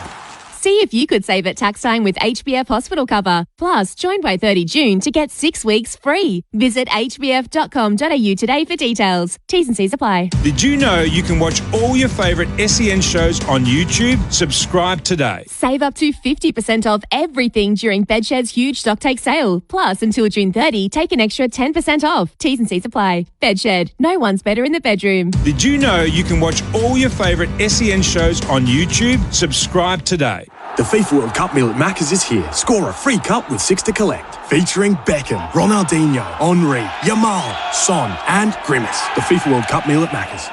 Available at participating restaurants for a limited time while supplies last. All rights reserved. FIFA World Cup 2026. It's official. 3 of Australia's biggest players, Money Magazine, Finder and Mozo, all declared Host Plus the best super fund winner. That's 3 big wins for your super. 3 from 3. That's a plus. Awards and ratings are only one factor to consider. Issued by Host Plus Pty Limited. General advice only. Consider the PDS and TND on our website before deciding. Search Compare Host Plus today. Yeah, it's hard to see at first. Just a bet with mates. No harm done, right? Now you're betting most weeks. Money's tighter, but you can always do dinner next week. Nothing to lose sleep over, is it? Betting's designed to hook you in, and when it pulls you away from the things that matter, it can cause you harm before you realise. Spot the early signs of betting harm. Confidential free support is available 24/7 at gamblershelp.com.au or by calling 1-800-858-858.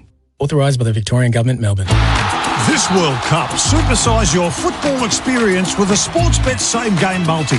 With more markets and bigger odds, it's the fast and easy way to bet on the World Cup with Sportsbet. Conditions apply. Chances are you're about to lose. The gym everyone's talking about is back. Join Derham at 24/7 Gyms now and get 6 weeks free. Then just $9.95 a week on core membership. Yep, That's 6 weeks free, then only $9.95 a week on their fantastic core membership. Train 24/7 in some of Australia's biggest gyms with elite equipment and an unbeatable atmosphere. Derrimut 24/7 Gyms now has over 20 locations across Victoria and South Australia, with more coming. Google Derrimut 24/7 Gym and join now. T's and C's and additional fees apply. From local grassroots clubs to their elite partners, Auckland FC and the Newcastle Jets, Belgravia Apparel is proud to support football at every level. As the exclusive Australian teamwear partner of New Balance, they deliver customised, high-performance teamwear and merchandise solutions that empower players, volunteers and clubs to perform at their best. Because when local clubs thrive, communities grow stronger. Belgravia Apparel, backing your football team, supporting your community and elevating your game. Contact them today at belgraviaapparel.com. A legendary country deserves a legendary bottle shop. At Liquorland, we've been filling fridges and helping Aussies raise a glass for over 50 years. Cold, but cosy nights in. And summer sundowners, hosting the watch party. Or cooking for a full house, for the last minute dash on the way, or ordering your favourites from the couch. We'll bring the epic value and the legendary drinks. Liquorland, legendary. Choose to drink wise. When you're stuck in a long queue or sitting for a new hairdo, add some thrill to your wait with our $40 million jackpot every 3 minutes. Keno Go. Download now. 18 plus only. T's and C's apply. Gamble responsibly. Here's your starting lineup at Harvey Sportsbar. Catch our Trans-Tasman neighbours New Zealand versus tournament powerhouse Belgium from 1 p.m. this Saturday. 4-metre screen, food, drinks, Magners and Coors specials. Huge atmosphere. Harvey Sportsbar, Fitzroy Street, St Kilda. 18 plus only. Drink responsibly. Keno Go's $40 million jackpot. Download the app. Sportsbet, the easiest way to bet on the cup. Imagine what you could be buying instead. Broadcast sponsors of SEN's coverage of the FIFA World Cup 2026. Official radio broadcaster.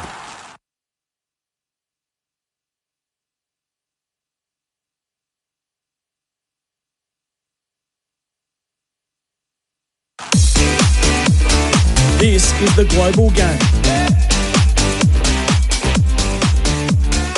Welcome back to San Francisco, where the Socceroos have clinched a spot in the round of 32. Job done getting out of the group at this year's World Cup. Men's World Cup 2026, 0-0 with Paraguay, but it was a game happily. We can report Adam Peacock with Mark Bosnich on the Global Game post-match wrap, thanks to Allianz Australia, official insurance partner of Football Australia, and Keno Go, kick-off soccer season with Keno Go's $40 million jackpot. The Australian fans are still in the ground at the bar, carrying on and singing Aussie, Aussie, Olay, Olay, Olay, not the oi, oi, oi, Olay, Olay, Olay, the football chant that we've got. But, Boz, our best players, and you said there wasn't a poor one, and there wasn't. There honestly wasn't. But the two players I feel walking away from tonight thinking they've gone up in my estimation. I dare say that they've gone up in a few European clubs' estimation. Lucas Harrington, who could literally still be at school if he started school late. He's 18 years of age. And Jordan Boss playing on the other side we're accustomed to. Yeah. He caused Paraguay so much havoc. These two young players, not to say others won't from this squad, but these two young players have such a brilliant near future ahead of them. Yeah, very much so. And they're not the only ones. They, like you just said, they all performed out their skin. Their two standout performances that you mentioned, Aidan O'Neill and I thought Jackson Irvine were both excellent as well. Connor Metcalf done a really, really good job. Volapato showed what he can do as well from a creative perspective. Iracunda, although everybody, not everybody, but a lot of people would have said, not quite what we saw, in the first game against Turkey. But the fact is that he kept 2, sometimes 3 of the Paraguayan defenders occupied, and he's always a threat. I'd have him starting all the time, no matter where it would be, because automatically opposition defenders have to go a little bit deeper, and that gives us more. As a 9 or a winger, Boss? I'd rather him as what we would call an inside left or an inside right. So what that is not quite the wing, not quite the number 9, the central striker. But the fact is, when he's on the last line, like he was today, Adam, you saw there was 3 players around him a lot of times. Yeah, they were petrified. Minimum of 2.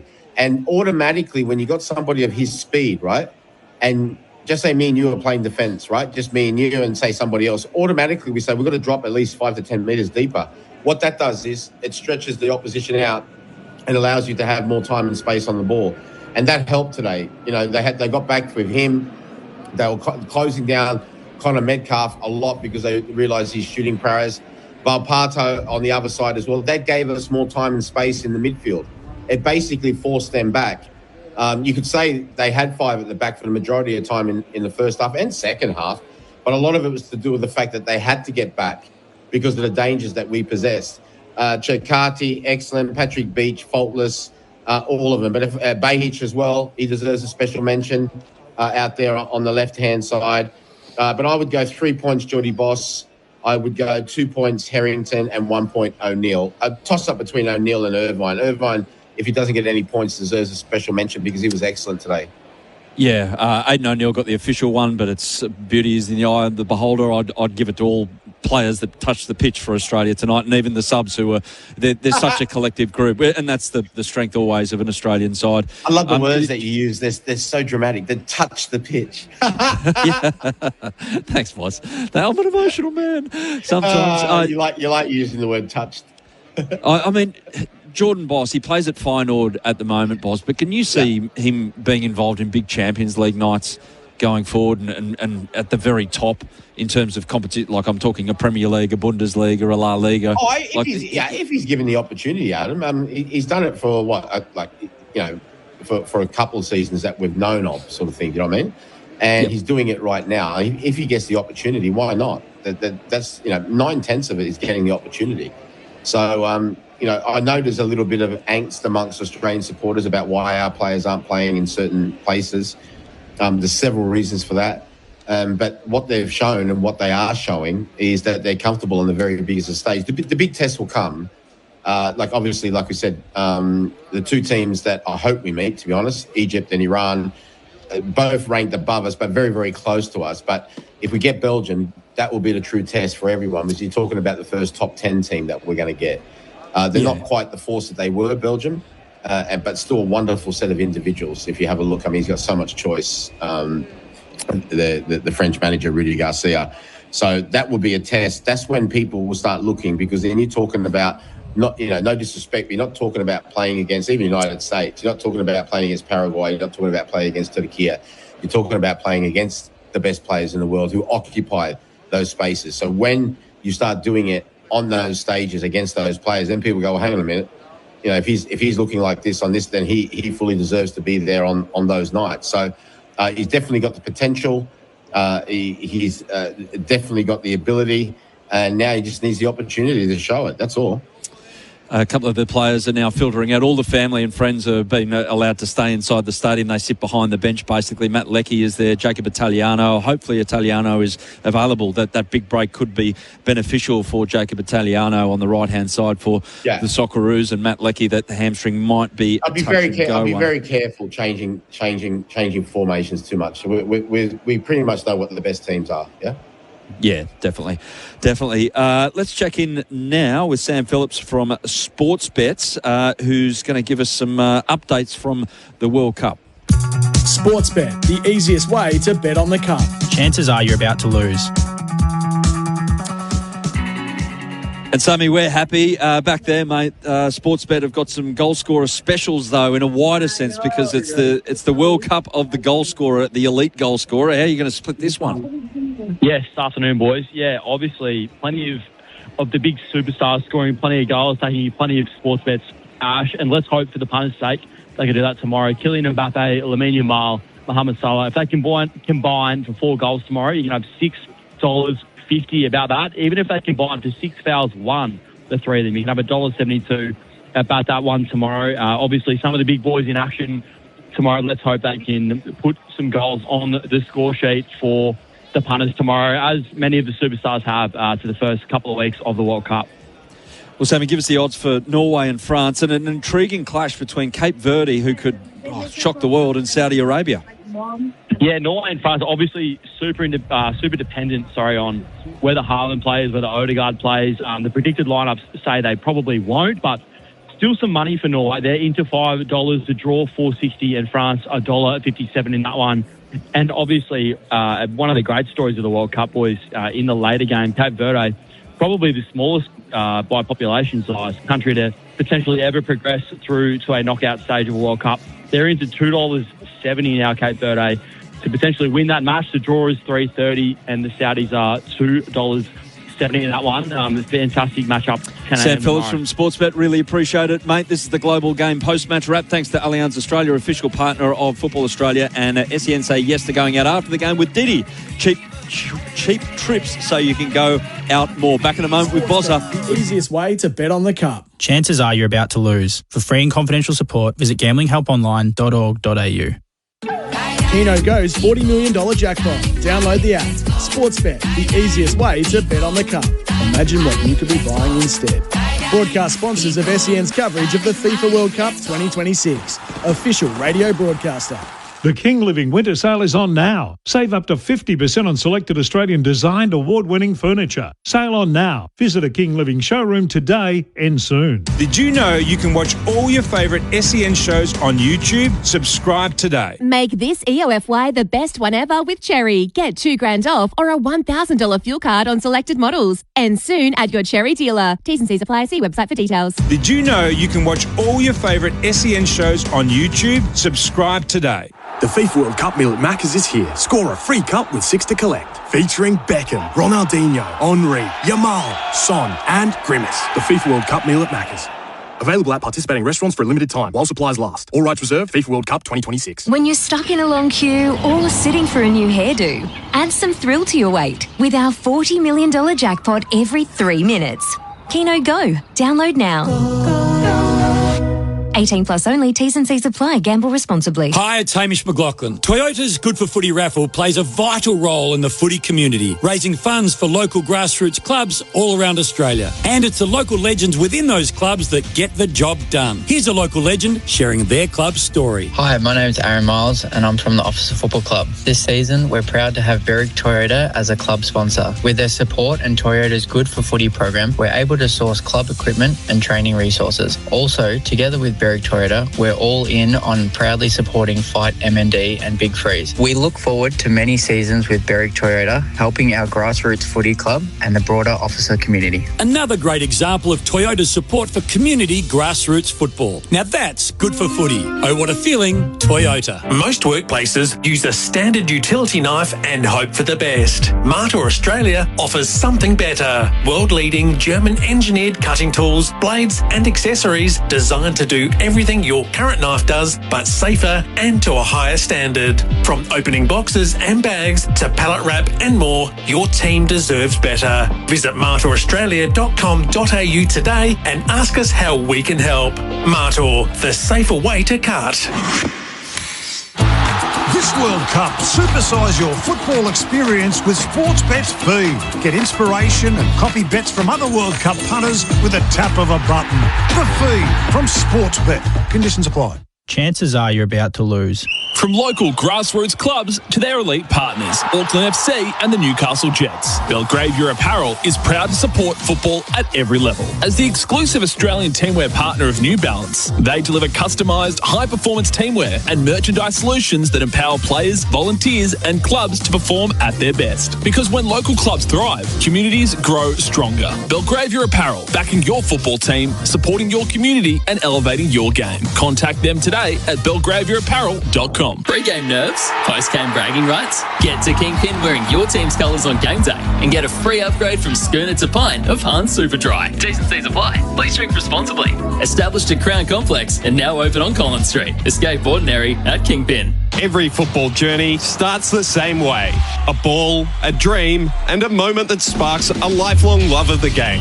As the world comes together to celebrate football, Melbourne City Football School is helping the next generation take their first step. With programs across Melbourne for boys and girls of all ages and abilities, there's never been a better time to get involved. Search Melbourne City Football School and find a program near you. Melbourne City FC, from grassroots to football's biggest stage. When you're stuck in a long queue or sitting for a new hairdo, add some thrill to your wait with our $40 million jackpot every 3 minutes. Keno Go. Download now. 18 plus only. T's and C's apply. Gamble responsibly. Keno Go's $40 million jackpot. Download the app. Sportsbet, the easiest way to bet on the Cup. Imagine what you could be buying instead. Broadcast sponsors of SEN's coverage of the FIFA World Cup 2026. Official radio broadcaster. This is the Global Game.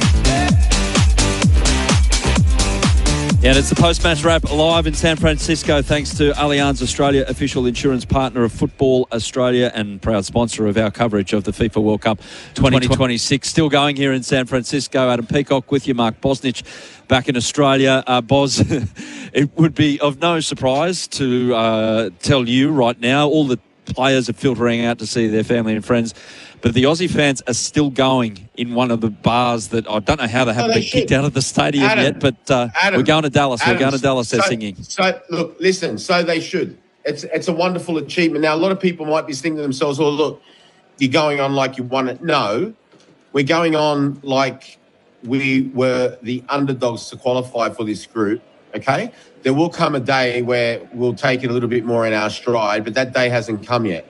So it's only the third time we've been to the knockout stages, and like I said, we're at the longest odds. So they should celebrate. So should the players. It's important that you do. And then we'll go on. There will come a day in not the too distant future, we'll be saying like, a little bit disappointed we didn't win that group, or, quarterfinals not enough. We're not there yet, but we're getting there. But it's important you celebrate every stage along the way. And I've got a fair idea that North Beach, San Francisco, a little suburb there, might get there's plenty of dive bars there, Boz. Not that I know, people have been telling me, but I dare say that's going to be a central... Dive bars? What does that mean? That means bars that don't close, Mark, and they're they're nondescript, I shall say. We used to have them in Sydney at one stage. Yeah, put it this way, it's not the pool at Ivy, if you know what I mean, in terms of the upholstery that is in said bar. But, hey, tomorrow, Boz, we've got some great games on the way. So 5 a.m, concurrent kickoffs, Norway, France, Senegal, Iraq. So good luck to Graham Arnold. Cape Verde up against Saudi Arabia at 10 a.m, along with Uruguay and Spain. And then that group that all Australian fans will be all over on a Saturday afternoon back there in Australia at 1 p.m, the kickoff between New Zealand and Belgium and Egypt and Iran. You've been talking about Belgium. I've watched both their games so far, and I've been a little underwhelmed, but that's not to say, because you know as well, when you've got a Jeremy Doku or a Kevin De Bruyne in your lineup, all of a sudden, one great half of football, and you're back in the reckoning of, quarterfinal, semi-final. So they've got so much talent. Let's see if they click tomorrow. 100%. And not only that, they are a team, one of the teams that haven't won it that can do. And, that they want to start off, like I said, the ones that can win it like to start off a bit slower. Think of it like a Melbourne Cup, okay? Start off a bit slower and then come really, really, really, really strong later on. So they are one of them sides. Expect a step up from all these major sides come the knockout stages, and also this last game, because, they at the moment they're on 2 points. They can't afford to lose, or they will be out. Yeah, so expect a step up from all these so-called bigger sides now, from the final games into the knockout stages. Now you start to build up a little bit and take it up a level. Yeah, some lovely moments now. Tony Popovich has come out to see his family, and Shala, la la la la, Aussie boys are still ringing through the stadium as well. Boss, at this stage, it's great that we're part of it. It's great that we're part of the last 32. But overall, who's your tournament favourite? Well, look, France, it hasn't really changed from the outset, but I actually went to win it, Brazil. I went for that for two reasons. Number one, because they won it last time it was in the States, 1994. And number two, because I thought the influence of Ancelotti about being able to deal with so many good players, I thought that would be crucial. Amongst the best performed teams, but are the original favourites I had, which was France, Argentina. I think America have been very impressive as well.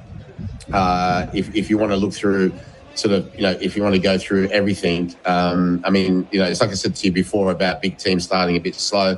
Spain had that result, which was a bit dodgy, but then the second one, they're going to be there and thereabouts. Mexico will be hard to beat at home. Very, very difficult to beat at home.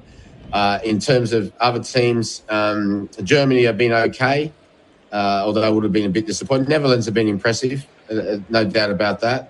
And going down, Norway will provide a stern test for anyone. Mentioned Argentina already. Portugal as well. Regardless of what anyone says about Ronaldo, all they need to do is to click into place and realise that if everybody works just like they do in Argentina for Ronaldo, that they're going to go very, very close to winning the whole thing. England, impressive in the second half against Croatia, not so much against Ghana. Well, I thought they were fortunate not to concede a penalty. in that second half. So out of everyone, I would say at the moment, France, Brazil and Argentina and Spain just coming in behind it are the most impressive sides. A little rattle up for USA tonight as well. Just briefly, Boz, in the other game that kicked off, it was dead rubber because Turkey couldn't qualify and USA couldn't lose top spot. They made a stack of changes. Maurizio Pochettino, he gave the squad players a go, fair enough, but they still got beaten 3-2. Does that rattle them somewhat in 30 seconds or so?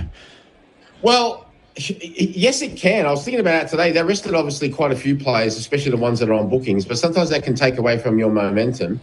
It looks as though that they're going to be playing Bosnia-Herzegovina. They'll fancy themselves against them. If they play anywhere near like they did in the first half against Australia or the game against Paraguay, they'll be absolutely fine. I'm expecting them to make the quarterfinals minimum. Yeah, fantastic. So the celebrations continue here in San Francisco. That will be actually the US will play their round of 32 game here in San Francisco. And Boz, it's a bit of a weird stadium in the sense that it's not in San Francisco. It's an hour out of San Francisco. It's a bit like from where you're sitting right now, going to Gosford Stadium to go and watch the game. Okay. That's the trip we've got back to San Francisco later tonight. But it's a magnificent facility. Imagine how it would be if you lost. So just enjoy it. These are great moments, Adam. These are treasurable moments for one's life. Thank you, Mark. Very philosophical for you on a Friday afternoon. Thanks to Tab, we've got Paul Sebastiani. He is joining us right now. He's going to throw some odds at us for tomorrow's game. Thanks to Tab. The 3 most important dates to put in your diary are for the green and gold at your local Tab. Get your team together to watch our team at Tab live and loud on the big screen with personalised venue mode offers for every game on the Tab app. One place for all the cup action. Now that's something to shout about. What are you really gambling with? For free and confidential support, visit gamblinghelponline.org.au. An odds update brought to you by Tab. Chances are you're about to lose. Adam, Mark, thank you very much. Avoid injury time heartbreak with Tab. Play a correct score bet. And if your bet is correct at 90 minutes, ladies and gentlemen, Tab will pay you out as a winner. Download the Tab app for all the cup markets. I'm sure plenty of punters out there in the world of football have definitely placed a correct score bet and definitely been heartbroken by an injury time goal. So make sure you have a bet with the Tab with regards to correct score. Now, the draw was the favourite outcome between Paraguay and Australia, and the punters landed a pretty decent blow there, backing the draw in from around that $3.50 quote. So well done to the punters with tab.com.au who had a play on the draw. Let's look ahead to fixtures between Norway, France, Senegal, Iraq, and then Cape Verde and Saudi Arabia. We'll also look ahead to the Uruguay v Spain game. Norway v France, the 2 elite goal scorers of the FIFA World Cup and World Football. Erling Haaland and Kylian Mbappe go head-to-head in this fixture. Norway 4